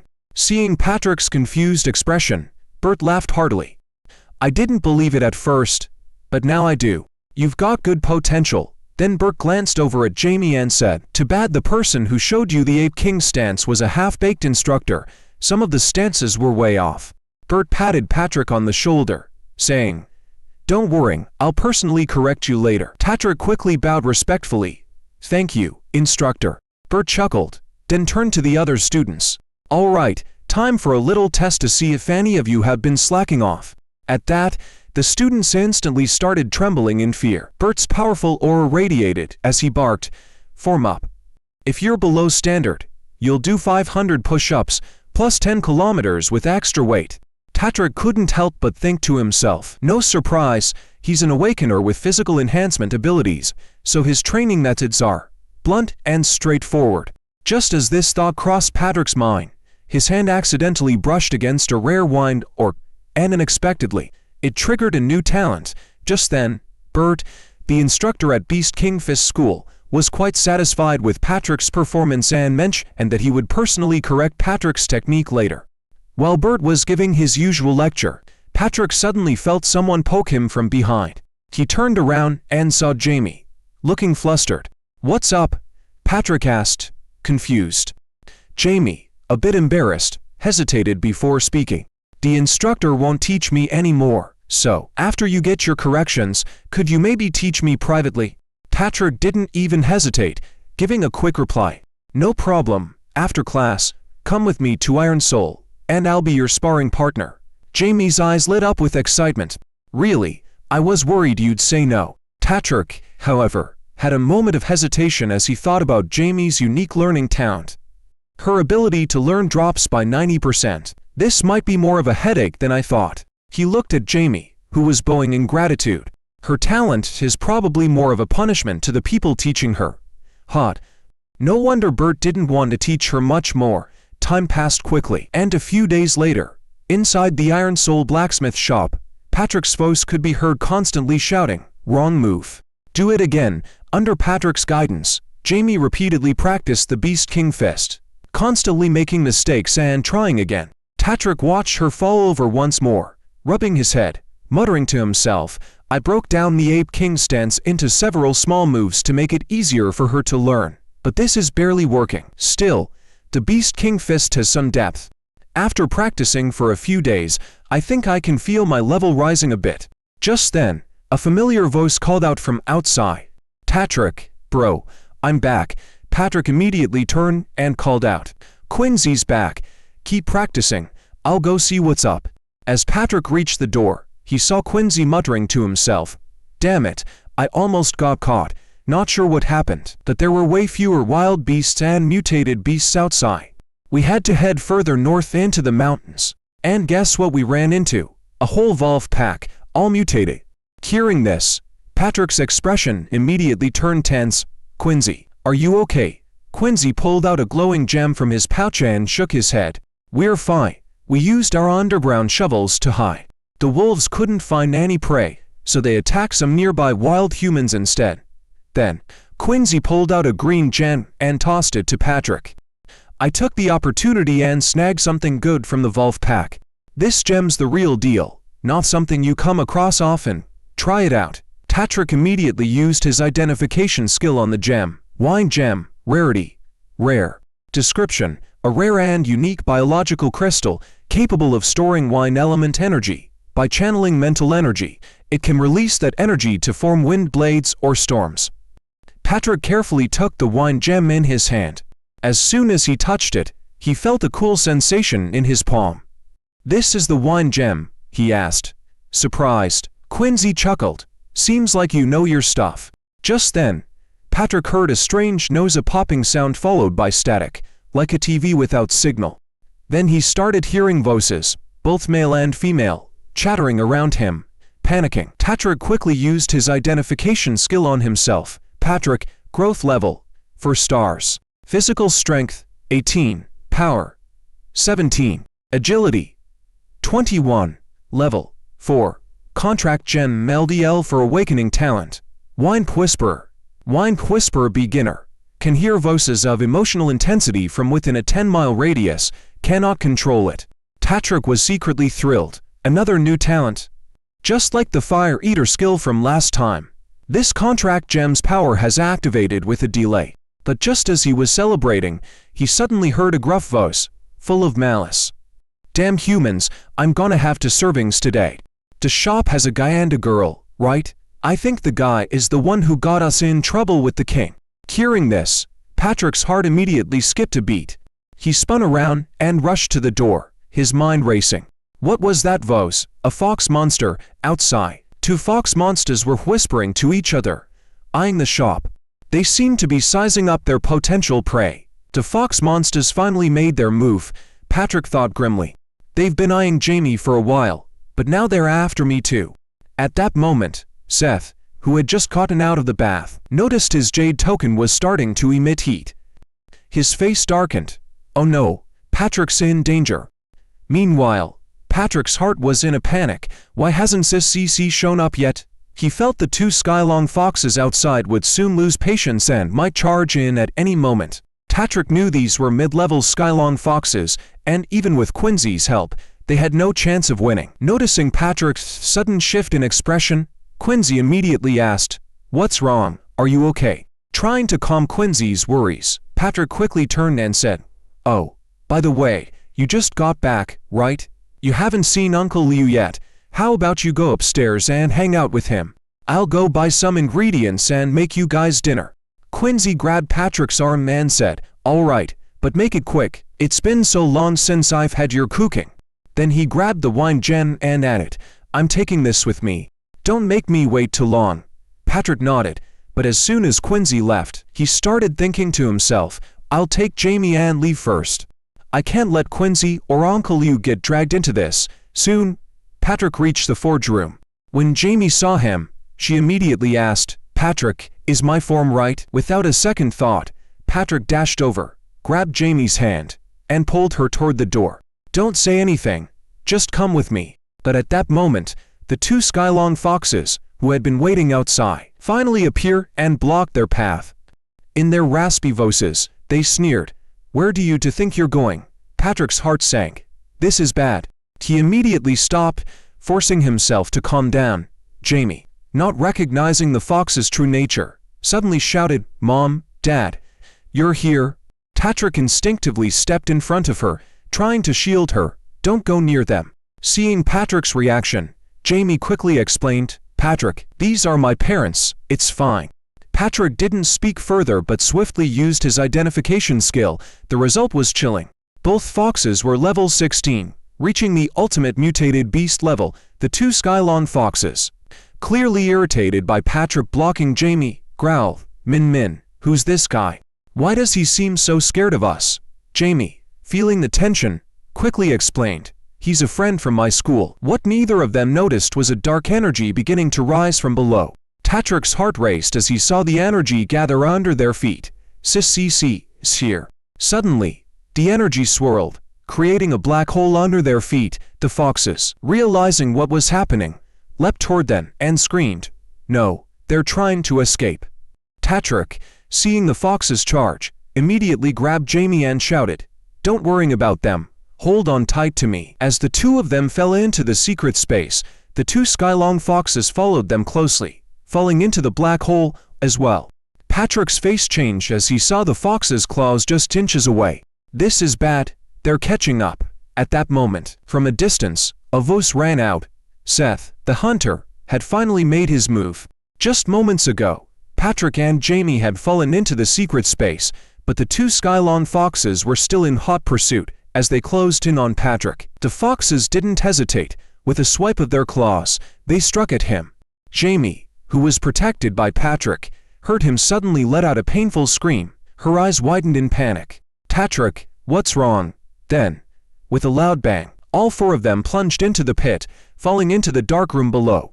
In the blink of an eye, they landed inside the hidden chamber. However, Patrick immediately backed away from the foxes, putting some distance between them. The two sides stood, staring each other down, waiting for the right moment to strike. Jamie looked at Patrick's tense expression and the gruesome wound on his back. Panic rose in her chest. "Patrick, are you okay?" Patrick kept his eyes locked on the foxes, slowly nodding. "I'm fine." But when Jamie saw that the creature, disguised as her mother, had injured Patrick, she couldn't hold it in anymore. "Dad, why are you doing this?" Patrick quickly raised his hand to stop her, his voice sharp. "Stay back, they're mutated beasts." At his words, the foxes, pretending to be surprised, let out a sinister laugh. "You saw through our disguise. Well then, you're definitely not leaving here alive." Before the words had even left their mouths, the two foxes sprang into action, darting toward Patrick at incredible speed. Faced with the foxes' razor-sharp claws, Patrick could only block them with his weapon. Their speed is insane. "I can't dodge this.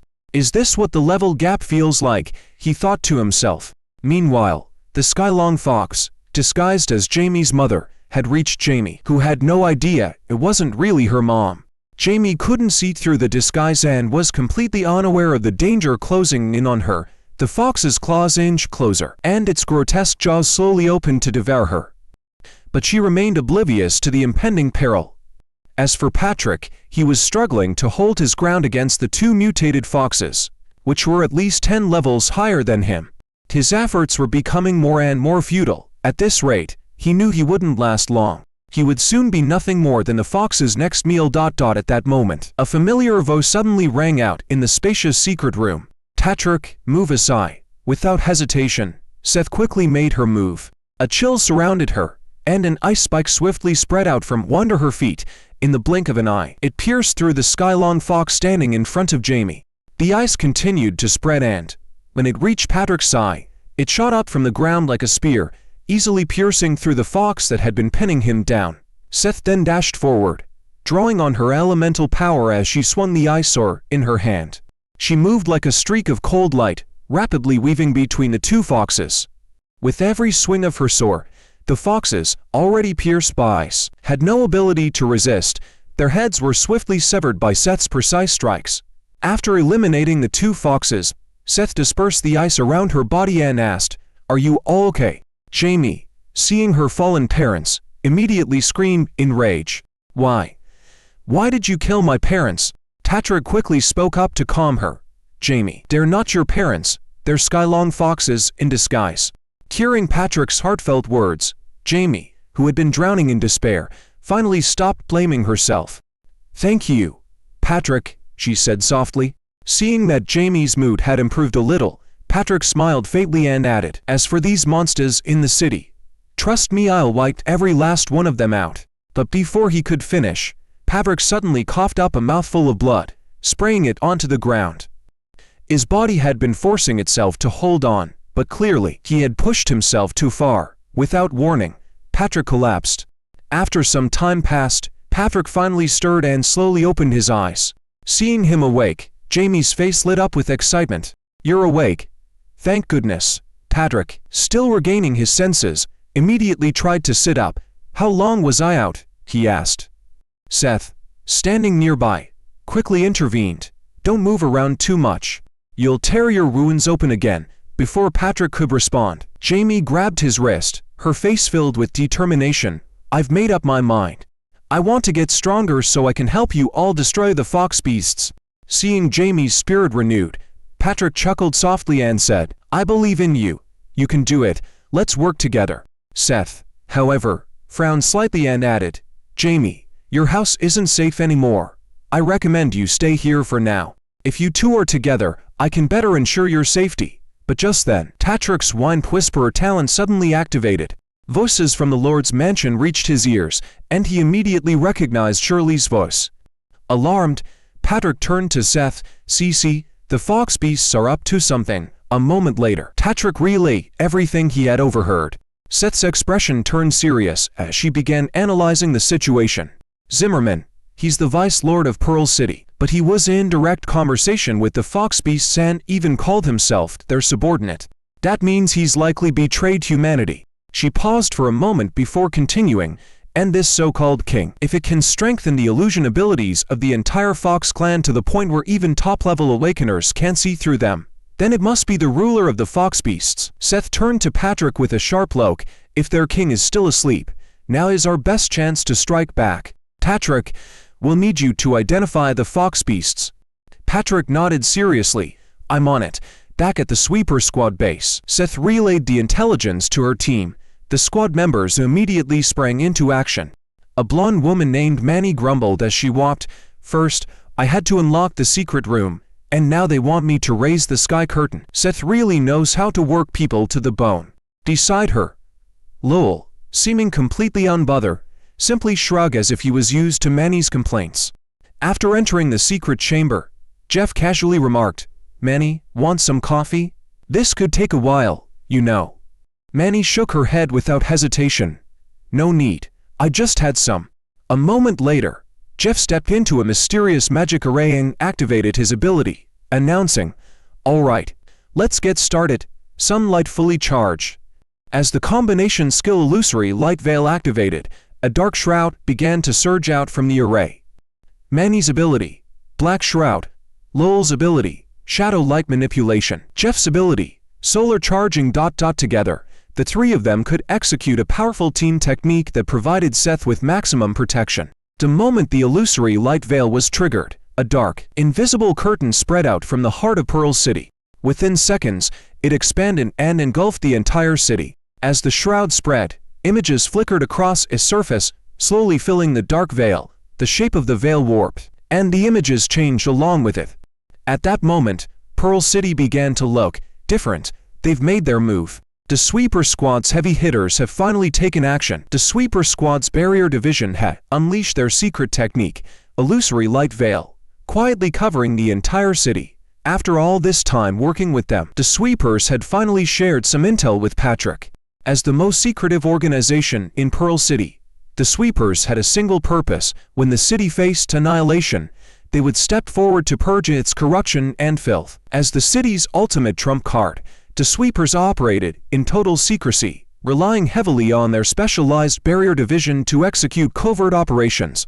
Seth had explained that the barrier division had 3 core members: Manny, Black Shroud. The dark chamber spaces Patrick had entered before were all created by him.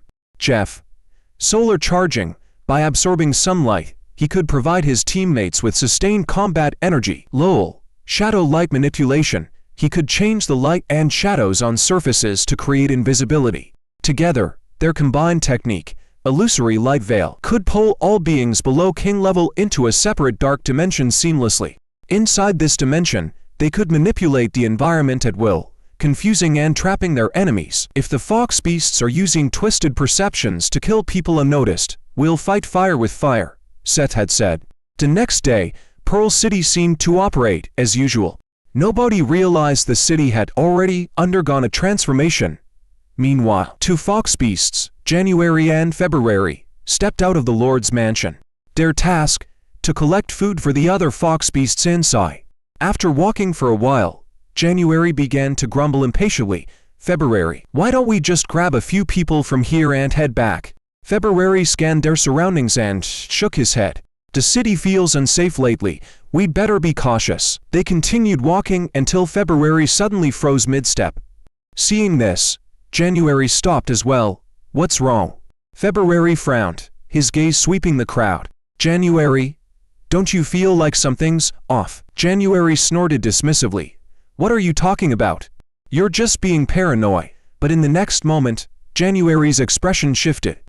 His sharp instincts picked up on the subtle changes around him. The once bustling streets had grown eerily empty. The lively sounds of the city had vanished. January's face darkened, his voice now low and serious. Wait, where did all the people go? At that moment, a sharp whooshing sound rang out behind the 2 fox beasts. A golden glowing fist had already struck silently toward their backs.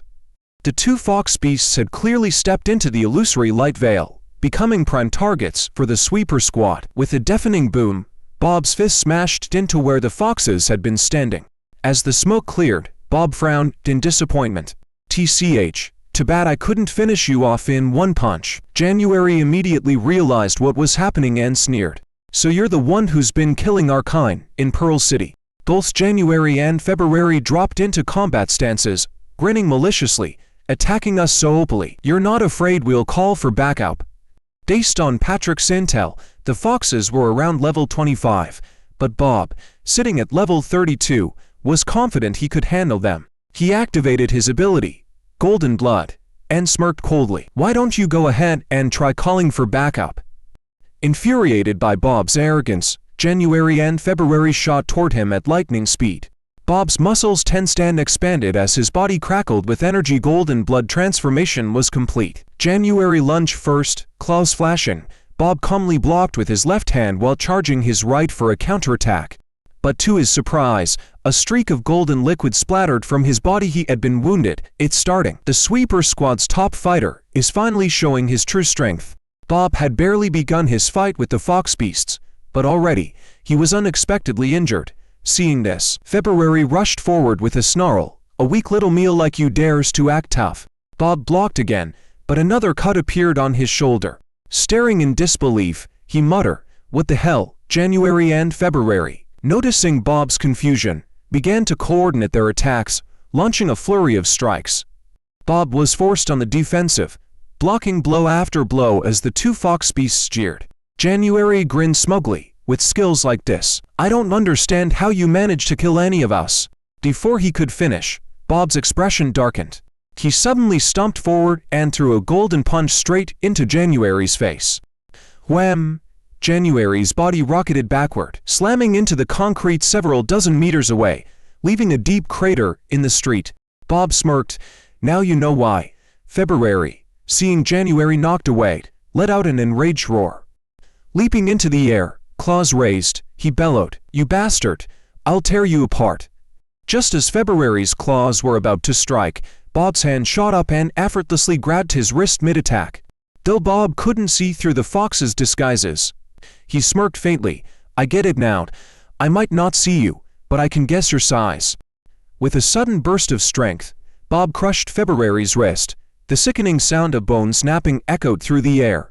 February howled in agony, and Bob remained unfazed, scoffing, "Your sneak attacks are strong, I'll give you that. But in a direct fight, you're nothing." Realizing they couldn't win, February yelled frantically, "January, get over here and help me." January, recovering from Bob's earlier punch, snarled and leapt back into the fight. But Bob, seeing him approach, remained calm. Instead, he turned with a cold smile. Perfect timing. In one swift motion, Bob grabbed February's body and swung him like a battering ram straight into January. Thud! Both fox beasts collided and tumbled to the ground in a heap. Bob didn't stop there. He crouched, then launched himself into the air with a powerful kickoff. Landing behind the stunned foxes, he raised his leg, channeling all his energy into it. "Let's finish this." With a single devastating kick, Bob's leg struck both fox beasts. The ground erupted with a deafening explosion, sending cracked spiderwebbing through the street as the foxes were slammed into the earth. Despite Bob's overwhelming strength, the fox beasts' vitality proved incredibly stubborn. Though gravely injured, they were still alive. February coughed, blood dripping from his mouth, and croaked out weakly, Why can't I feel our kin anymore? We've been tricked." The rest of the battle was clearly a foregone conclusion. Bob, without hesitation, launched another punch, and by now, the fox beasts were completely powerless to resist. Bob's fists rained down relentlessly, as if he were venting all the anger he had built up over the past few days onto these two creatures. Patrick stared at the street, which now looked like it had been bombarded by artillery 10 times over. He couldn't help but exclaim, "That's insane." Seth, standing beside him, chuckled lightly. "Well, Bob is the captain of our combat unit."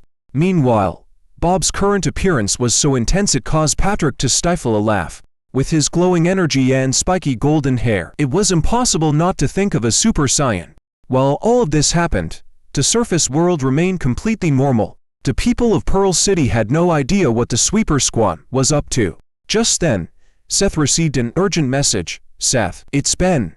Mutated beasts outside the city are starting to gather and riot for unknown reasons. If they breach the city right now, it'll put too much strain on the illusory light veil. Head outside and investigate the situation. If you're worried about Patrick, take him with you. It'll be a good chance to train his combat skills. We've already logged the foxes he identified, so I'll send the combat team to handle them." After relaying the situation to Patrick, Seth turned to leave. Patrick's thoughts immediately began to race. Quincy said he saw those storm wolves gathering earlier. Could this be connected? Without hesitation, Seth turned back to Patrick. "Let's go. Follow me out of the city. I'll have someone protect the blacksmith shop. The guy you just heard, he's our leader. You'll meet him once this mission is over." Patrick thought that leaving the city would be a non-stop gauntlet of danger and mutated beasts. But surprisingly, as he followed Seth along the path, they didn't encounter a single threat. Seeing how peaceful it was, Patrick couldn't help but grin. "You know, this is my first time outside the city. What are all these plants on the ground?" But just as he spoke, the strange plants began to rustle, their leaves hissing softly. Patrick, curious, started to step closer to get a better look. Seth immediately grabbed his sleeve and yanked him back. "Don't go near them, it's dangerous." Before Patrick could ask why, the plants suddenly shot a ball of green liquid into the air. The liquid burst mid-flight, scattering corrosive droplets in every direction like fireworks. Luckily, Patrick hadn't gotten too close, so he wasn't hit. Seth, keeping her eyes on the plants, explained calmly, "These are acid grass. They're full of hydrochloric acid, extremely corrosive. The fruit explodes when it ripens, scattering seeds everywhere. It's how acid grass reproduces. Be careful around them." She then pointed to a small white rabbit-like creature nearby, happily munching on the acid grass. "See that? That's your first opponent. I'm going to investigate the mutated beast riot. Stay here, and don't wander off." Patrick turned his attention to the rabbit and immediately used identification, species, acid water bullet rabbit. Type, mutated rabbit, potential, 3 stars. Level, 9 low-tier mutated beast. Ability, acid water bullets, can shoot highly corrosive liquid from sweat glands hidden in its ears. Patrick squinted at the rabbit, which looked harmless enough, but seeing its level, which was even higher than the armored poison tail rat he'd fought earlier, he grew cautious. Without hesitation, he drew Beauty's Tear and activated the fire element stored from his flame meter ability. Deader hit it hard before it knows what's coming, Patrick muttered, preparing to strike. The next moment, Patrick sprang into action. He hurled Beauty's Tear, now cloaked in blazing fire. Like an arrow loosed from a bow, in an instant, it shot straight toward the acid water bullet rabbit's back. However, the rabbit's sharp senses kicked in. Realizing it was under attack, it effortlessly leapt to the side, dodging the strike. But Patrick had anticipated this. As the rabbit leapt into the air, Patrick charged forward, ready to strike with Ming Fist and finish it off. Just then, the rabbit's long ear suddenly twitched, releasing two sharp PSSSD sounds. Twin jets of corrosive green liquid shot out, soaring farther than Patrick had expected. Caught off guard, Patrick quickly channeled his fire element to block the acid attack. Meanwhile, the rabbit's rapid movements had triggered the surrounding acid grass. The plants began reacting violently, erupting with bursts of hydrochloric rain. Patrick's face fell. Crap, it's setting off the acid grass. The next second, several green acid pods exploded in midair, showering the area where Patrick stood. Seeing this, Patrick instinctively commanded his body, dodge the acid. As his auto battle system kicked in, while his body moved to evade, his mind began analyzing the situation. This rabbit has sharp senses and insane reflexes. Why sneak attack failed? It's got ranged attacks and can move through the acid grass without harm. It's smart too. It's using the acid to keep me from getting close and luring me into the dangerous fruit zones. Patrick paused briefly, admiring his opponent. This rabbit is quick, sly, and tough to deal with. But then something strange caught his attention. His hands. They weren't injured at all. Wait a second. Why didn't the acid corrode me? I literally caught its liquid with my hands. A thought struck him. Patrick activated the fire element again, this time focusing it in his palms. Is it because of the fire? Could that be it? Patrick's heart raced as he realized he might have found the rabbit's weakness. With his flame meter ability fully active, Patrick's hands flared with fire. Seeing the flames, the rabbit suddenly seemed agitated. Its eyes widened, and it leapt into the air, furiously spraying acid at him. Patrick swung his arms in response, flames erupting from his body and forming a blazing wall of fire. The acid collided with the flames, instantly evaporating with a sharp sizzle and a plume of steam. Hearing that satisfying hiss, Patrick smirked confidently. Just as I thought, the acid's weak against fire. That's why Seth let me take on this opponent. She knew I could handle it. But the rabbit wasn't done yet. Seeing its acid attacks rendered useless, its eyes turned blood red, and it let out a screech as it entered berserk mode. The creature shot forward with terrifying speed, lunging directly at Patrick. Patrick's face tightened as he fell into a defensive stance. This feels familiar.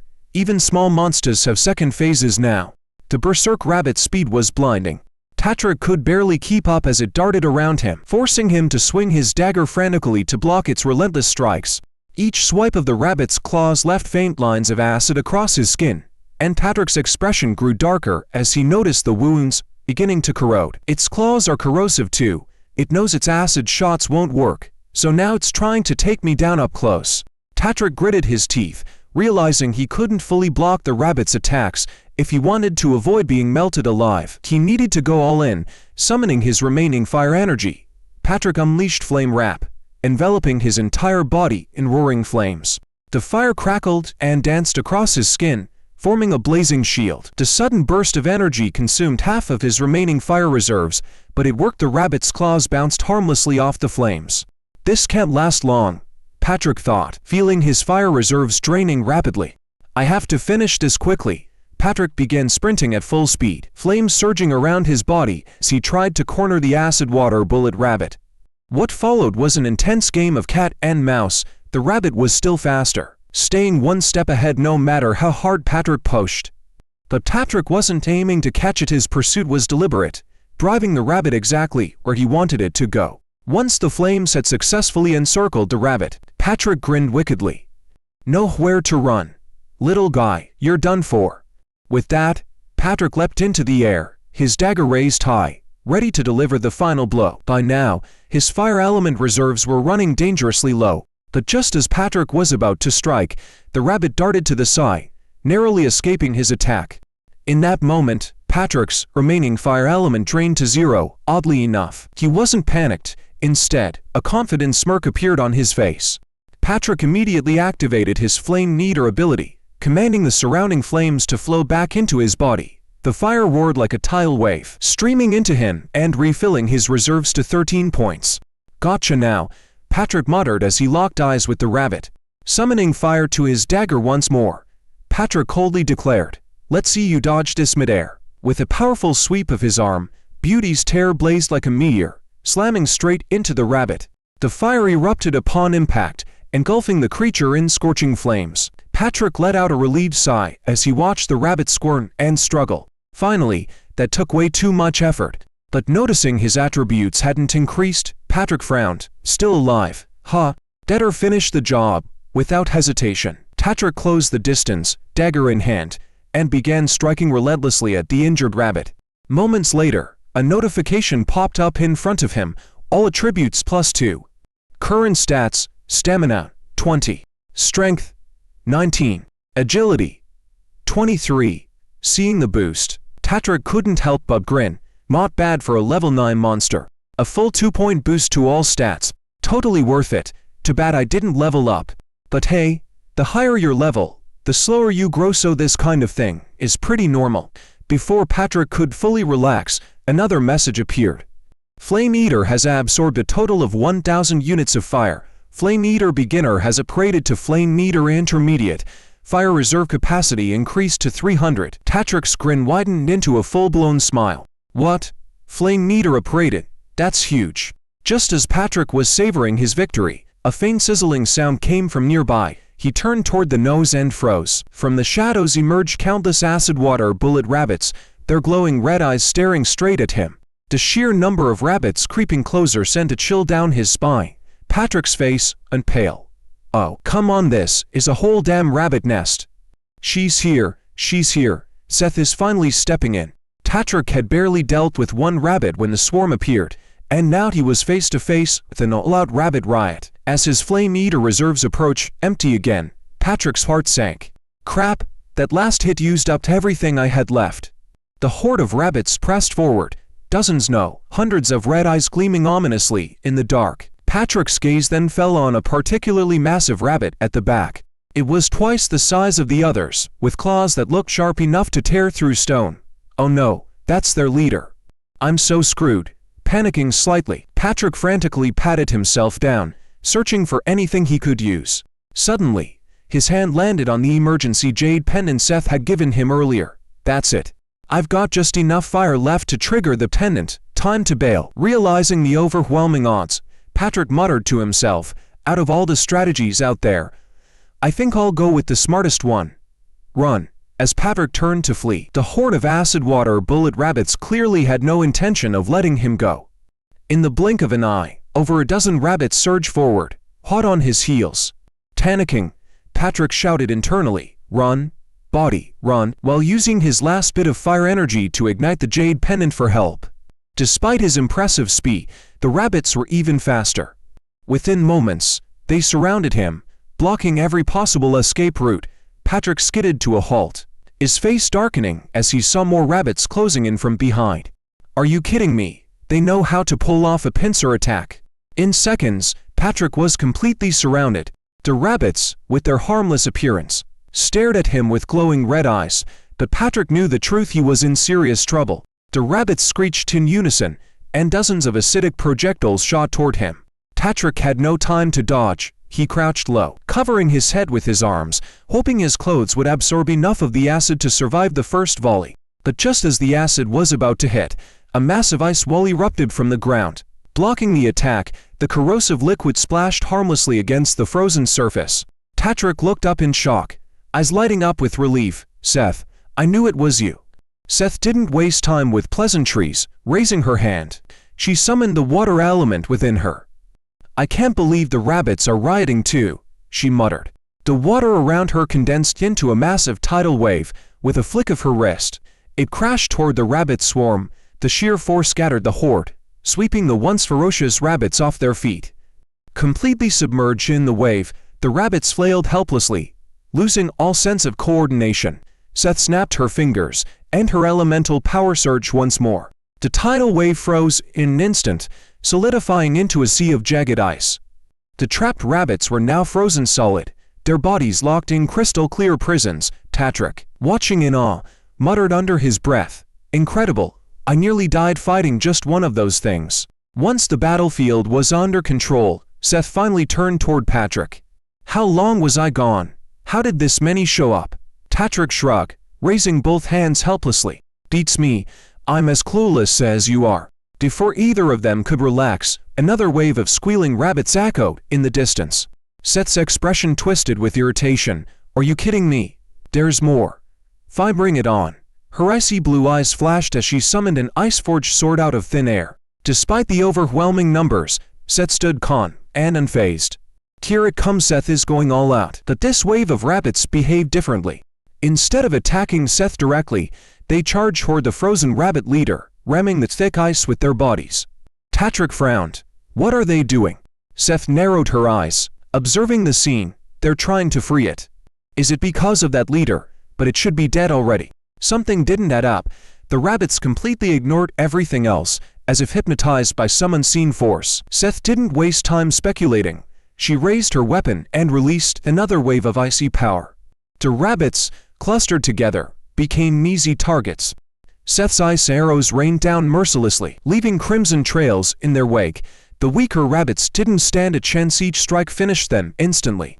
Within moments, Seth had cut down the majority of the horde. With the battlefield cleared, Seth walked up to the frozen rabbit leader.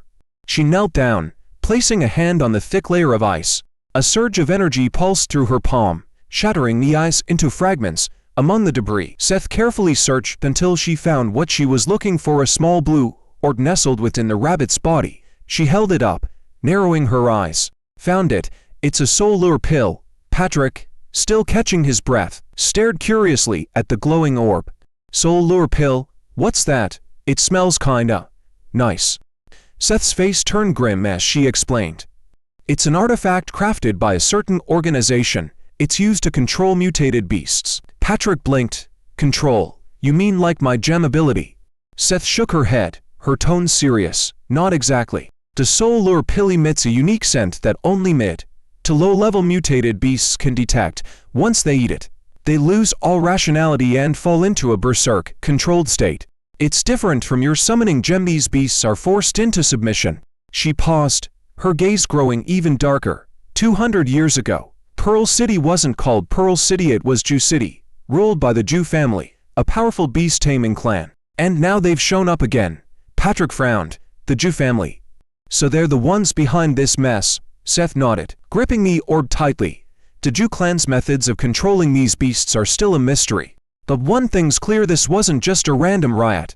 Someone's pulling the strings. Seth crushed the soul lure pill into fine powder, her expression serious. "This thing isn't digestible. If we leave it lying around, more mutated beasts will fall under its control." Having identified the cause of the rabbit riot, Seth turned to Patrick and declared, "This riot must be tied to the soul lure pill. I'll report it to headquarters. Whether the Jew family is behind this or not, we'll figure it out. Until then, you're staying out here with me to train." "Got it." Patrick snapped to attention, his posture ramrod straight. "Yes, ma'am." Seth couldn't help but smirk at his eagerness. "Look at you, all full of energy." Unbeknownst to them, a black-clad figure lurked quietly behind a nearby tree, eavesdropping on their conversation. Just as Patrick was starting to relax, Seth suddenly spun around. Her hand flicked upward, summoning a water arrow that shot toward the tree like a bolt of lightning. The attack was so sudden and fast that Patrick jumped in surprise. The water arrow slammed into the tree, splitting it clean in half with a crack. Patrick stared, stunned. Seth, what was that for?" But Seth didn't respond. Her piercing gaze locked onto the broken tree, her mind racing. Was it just my imagination? she muttered under her breath. After a long silence, Seth finally retracted her elemental power and straightened up, her face unreadable. It's nothing. Let's move on. Time skip. 1 week later. Under the cover of the illusory light veil, Fox Prince Shirley gathered all the fox beasts living near Craftsman Street. He perched on his throne, looking out at the assembled foxes, but before he could speak, a distant rumbling echoed from beyond Pearl City. The rumble grew louder, accompanied by the feral howls of mutated beasts. Shirley's sharp eyes narrowed as he muttered to himself, "Another beast riot. They're happening more and more frequently. Is Zimmerman behind this?" He paused, then shook his head. "HMPH, I can't rely on him completely. It's time I took matters into my own hands." Shirley's commanding aura flared as he addressed the assembled fox beasts. "I'm sure you all know by now humans have found a way to break our mental control. This has cost us dearly." His gaze sharpened, and his voice turned icy. "Over the past week, the ones killed were mostly from around Craftsman Street. Those of you living nearby are likely to be next. I want you to stir up a little chaos, make it look like you've discovered something and are trying to flee. That lines force our enemies to show themselves early." As he finished speaking, Shirley's face twisted into a cruel smile, his killing intent erupting like a storm. "Let's see just who these humans really are." Meanwhile, outside Pearl City, in a small grove, a group of acid water bullet rabbits nibbled on acid grass, oblivious to the predator nearby. Suddenly, Patrick leapt out from the shadows, his dagger beauty's tear blazing with Flame Eater's fire. His target, a lone rabbit munching away without a care. Combining his Nightwalker stealth and Flame Eater's firepower, Patrick delivered a clean, decisive blow. One-hit KO. Of course, the surrounding rabbits did not take kindly to this. The moment Patrick struck, the rest of the horde let out enraged screeches, their glowing red eyes locking onto him. Patrick didn't panic. He knew this drill inside and out. "Bring it on. You little devils, I've been farming you all week." During the past few days, Patrick had grinded to level 6, completely memorizing the rabbits' attack patterns and weaknesses. Long-range acid attack. Rabbits always open with their signature ability, acid water bullets. Berserk mode. Once provoked, they would coat themselves in acid and charge for brutal close combat. The trick, Patrick had learned to exploit their acid. While the corrosive liquid could be ignited with fire, the flames were short-lived and couldn't finish the rabbits off. That's when Patrick came up with a strategy. If he burned red scale snake scales alongside the rabbit's acid, the flames wouldn't just last longer, they'd trigger a massive explosion. Not only would the fire keep burning, but the blast would deal devastating area damage to all nearby enemies. The plan worked like a charm. Patrick tossed the snake scales into the burning rabbits, and boom. The explosion ripped through the grove.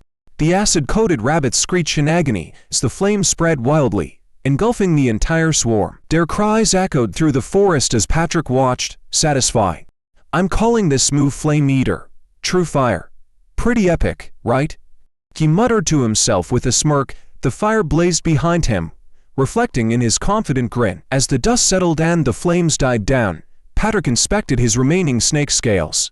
"Welp, that's the last of my scales. Totally worth it, though. Let's see if this horde got me enough XP to level up." Sure enough, a familiar notification appeared. "Level up. Current level, 7. All attributes +1. Bonus, overleveled kill. All attributes +1. Current stats, stamina, 24. Strength, 25. Agility, 29. Patrick clenched his fist, feeling the surge of strength flow through him. Level 7, not bad, and a double attribute boost. These rabbits really are XP goldmines. A final notification popped up. Contract gem. Level 5. New effect pending activation. Patrick raised an eyebrow. Level 5. Huh. Wonder what shiny new toe this gem's about to unlock for me. Just as he was basking in his victory, Patrick's focus snapped to a strange sensation in his pocket. He pulled out a mysterious blue orb, a strange item he had obtained earlier. This thing again. Still no clue what it does. Out of curiosity, he activated his ultimate appraisal skill to analyze it once more. Analysis failed. Attempt 137. Patrick groaned. Ooh, I've tried over 100 times, and this stupid thing still won't budge. Just as Patrick leveled up to level 7 after wiping out the rabbit horde, he noticed something unexpected. His contract gem had also leveled up to level 5. Summoning the blue gem into his hand, Patrick's eyes lit up with excitement. I thought the gem's level went up along with mine, but even after I hit level 6, it stayed at level 4, so it turns out this thing's just harder to level up. Well, let's see what ability it gets me this time. Please let it be something for combat. With practiced ease, Patrick tossed the contract gem straight into his mouth. However, as Patrick swallowed the gem, a strange ripple of dark energy began to emanate from one of the rabbit corpses nearby. Patrick felt a chill at his back and immediately turned around. What he saw made him freeze. One of the supposedly lifeless acid water bullet rabbits was now wrapped in swirling shadows, its eyes snapping open with an unnatural glow. What the? That thing's still alive. Patrick's pupils shrank in shock, but he quickly recovered. Without missing a beat, he summoned Flame Eater's fire and coated his dagger beauty's tear in blazing flames.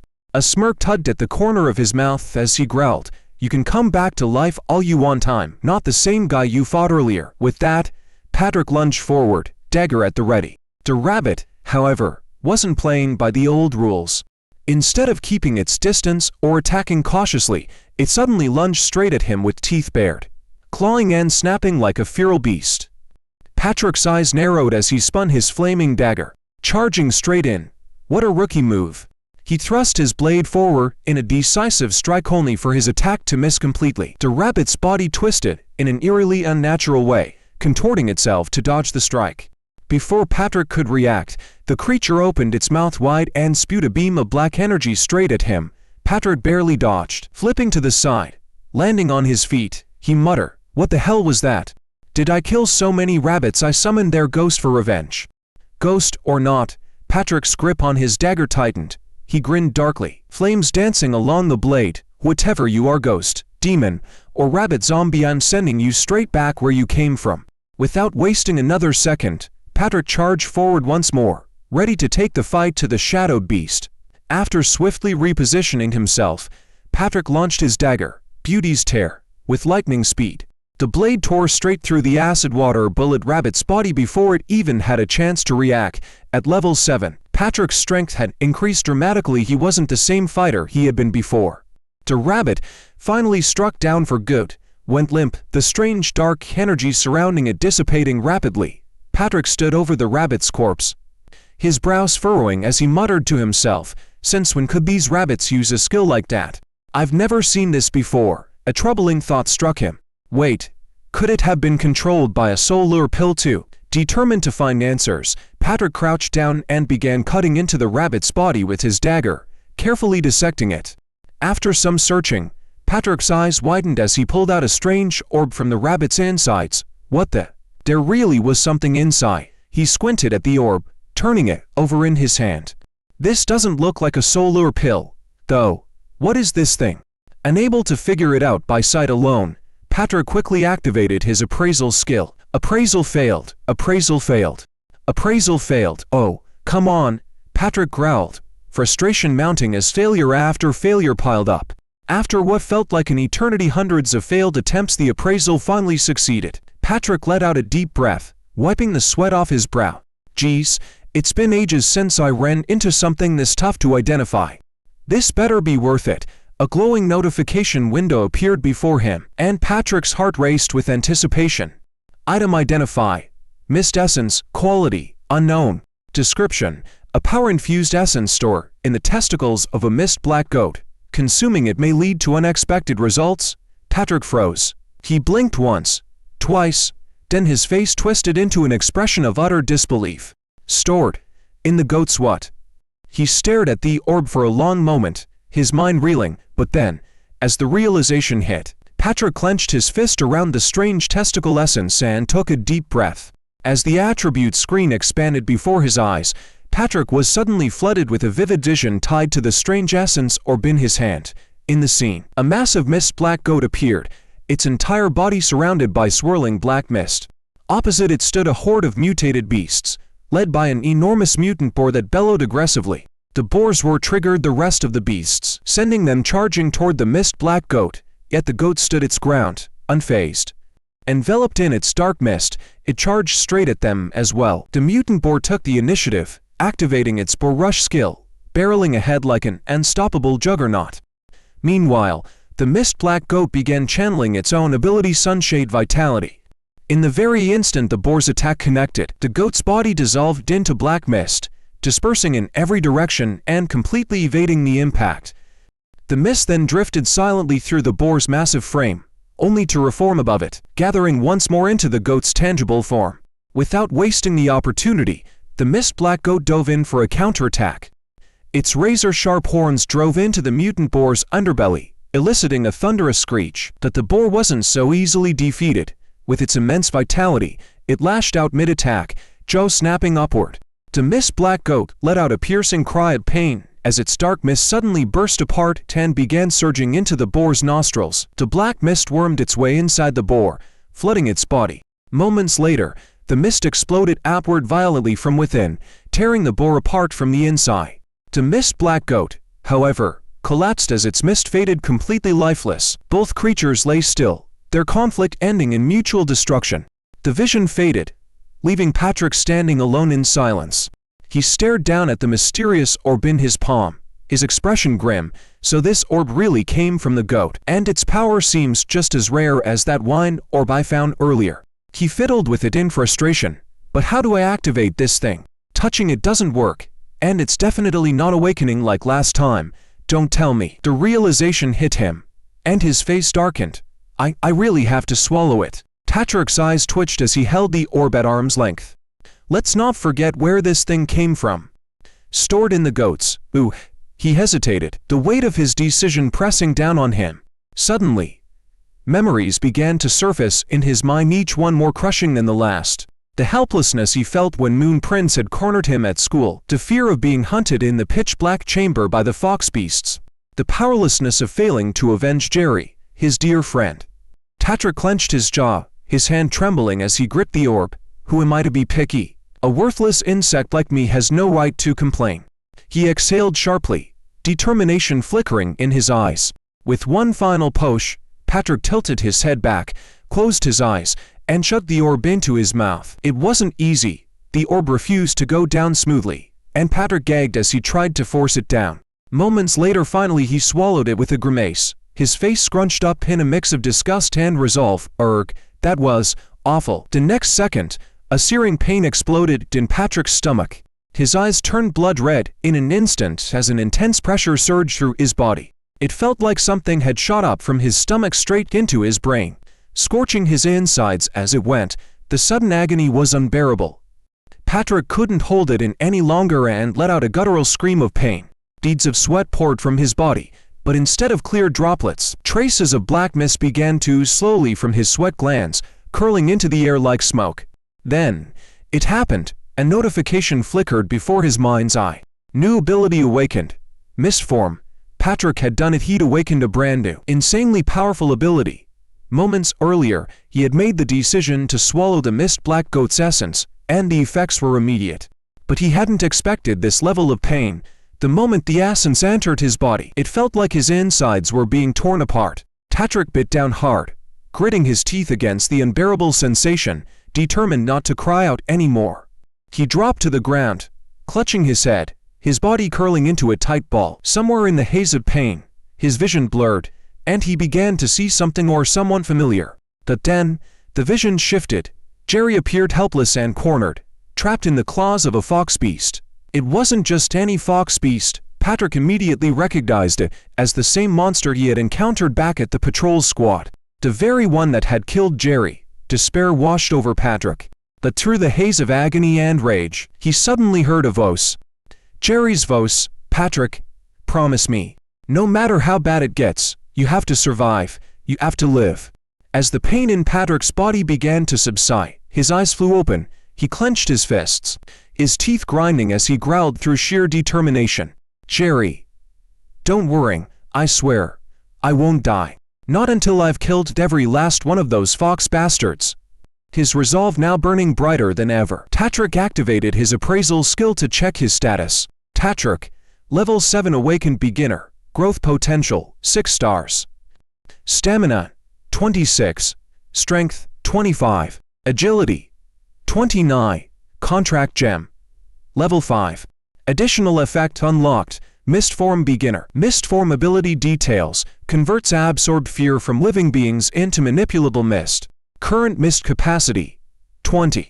Each 1 mist point consumed can generate solid mist with 10% of current attack and defense stats.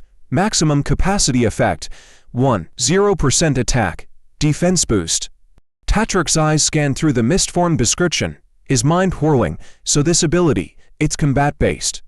Offensive and defensive, and its power depends on how much mist I burn through.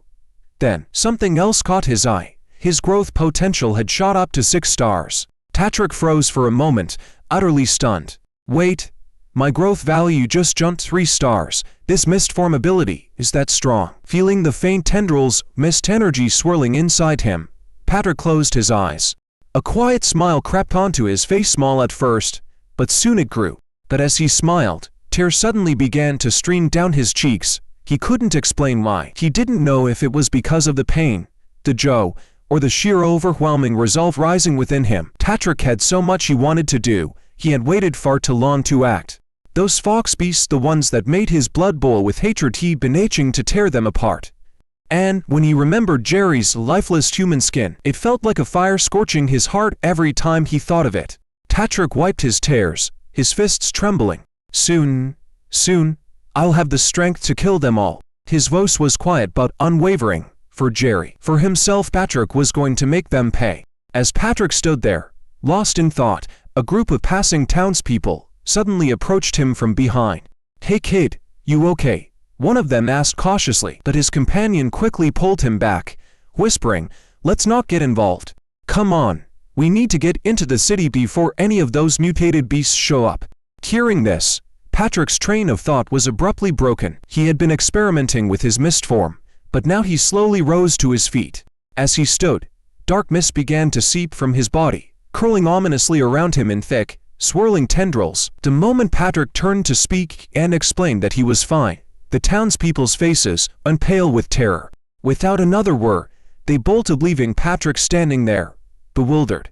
"Wait, I didn't mean to scare you," Tatrik thought, blinking in confusion. But then, he noticed something unexpected. His mist reserves had jumped up to 35 points. A thought struck him, and he extended his hand, focusing on the mist pooling around him. "Does that mean I can absorb people's fear and turn it into mist?" He frowned, staring at the strange substance swirling in his palm. "This doesn't feel like real fog, not even energy. Really, it's something else. But compared to the vast mist controlled by the Black Mountain Goat, I can barely manage a small chunk of it in my hand." Tatrik narrowed his eyes and let his imagination take over. He willed the mist to take shape, morphing it into the form of a dagger. "Let's see what this stuff can really do." Starting small, Tatrik funneled just 1 point of his mist reserve into the dagger. He wasn't expecting much, but when he swung it at the massive tree in front of him, thunk, the blade sliced clean through the trunk with almost no resistance. The tree creaked ominously before splitting in two and crashing to the ground. Tatrik stared at the scene, wide-eyed. Just 1 point of mist, and it's this strong. Excited, Tatrik began to experiment further. He manipulated the mist with his mind, slashing the tree with repeated strikes. Each attack devoured his mist reserve, point by point. Within seconds, the massive tree was reduced to countless splinters and blocks, raining down in a chaotic shower. Tatrik raised his hand again, this time spending 10 points to form a shield of solid mist. The wooden debris crashed harmlessly against the mist barrier, deflecting off without so much as a scratch. Tatrik let out a satisfied chuckle, finally lowering his arms. "It cuts, it blocks, this mist can do so much," he grinned. "Is mine already racing with possibilities? If I can use this properly, mist form will be my secret weapon, a trump card against higher-level mutated beasts." His excitement, however, was short-lived. Tatrik's smile faded as he reminded himself of what he'd learned so far. He might have awakened an incredible new ability, but the information he'd stumbled upon was far more concerning. Something bigger, something darker was brewing in the shadows, and Tatrik knew he had little time to waste. "For now, I need to keep training and get stronger with the sweeper's help." Just moments after Tatrik had finished passionately testing the full potential of his mist form, Seth suddenly returned, looking panicked and flustered. Before Tatrik could even get a word out, Seth rushed straight to his side and immediately began channeling water elements from her body. She glanced around hurriedly, scanning for any threats before finally asking, "Did you run into a mist mutation beast? Where is it?" The deja vu hit Patrick like a truck. Wait, this feels just like Quincy all over again. With no reason to hide the truth, Patrick scratched his head awkwardly and told Seth everything, how he had eaten the mist essence. The words had barely left his mouth when Seth froze, her face a mix of shock and horror. "You did what?" Seth nearly shouted. "You ate the mist essence. Patrick, do you have a death wish? Do you even realize you were this close to dying?" Patrick blinked, confused. "Come on, it can't be that bad," he tried to reassure her. "I mean, I used my appraisal skill on it. If there was a problem, I would have noticed. Besides, if it was dangerous, I could just order my body to spit it out." Seth let out several deep, slow breaths, visibly struggling to calm herself down. After what felt like an eternity, she turned back to Patrick, her expression cold and serious.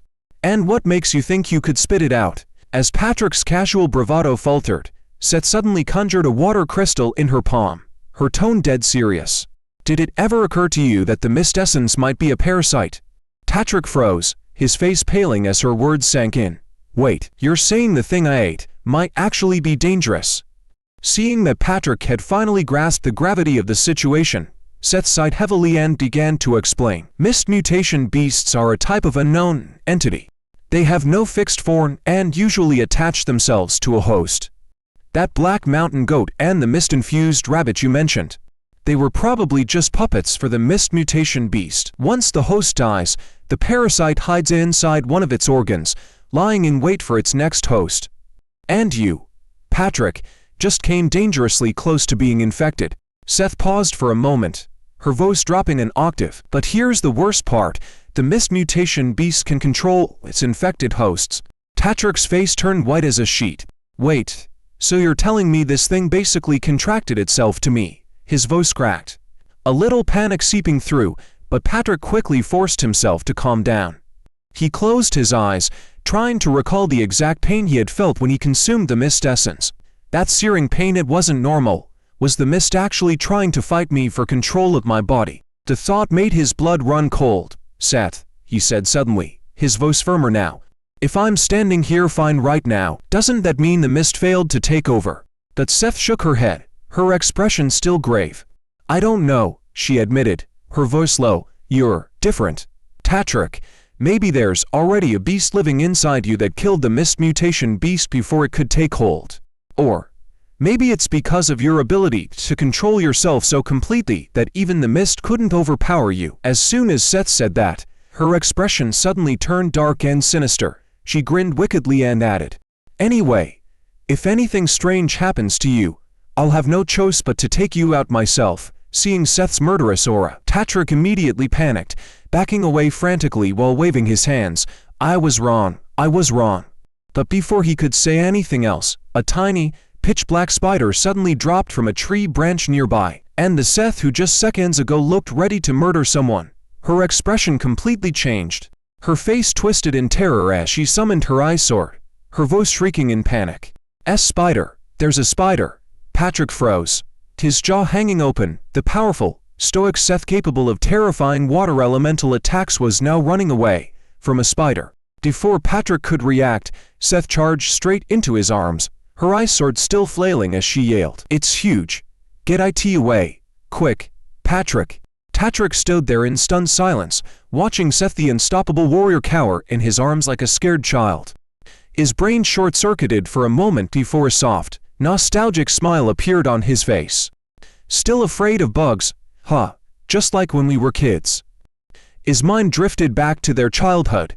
Growing up together in the orphanage, they would often play in the little woods nearby. Whenever Patrick proudly showed Seth a new bug he'd caught, she'd immediately wave her hands frantically and shriek, her face pale with fear. And just like back then, she was doing the exact same thing now. Flashback. Patrick sat in the orphanage woods, looking sulkily at the bug Seth had just swatted away. "You scared away my new friend," he pouted. Seth knelt down, patting his shoulder with a sigh. "Silly kid. There are so many other kids in the orphanage. Why are you making friends with bugs?" Patrick shook his head, his voice quiet. "Because, one day, they'll all leave the orphanage, And when they do, what am I supposed to do? Seth had smiled then, before suddenly pulling Patrick into a tight hug. Don't worry. Sethia promises you this.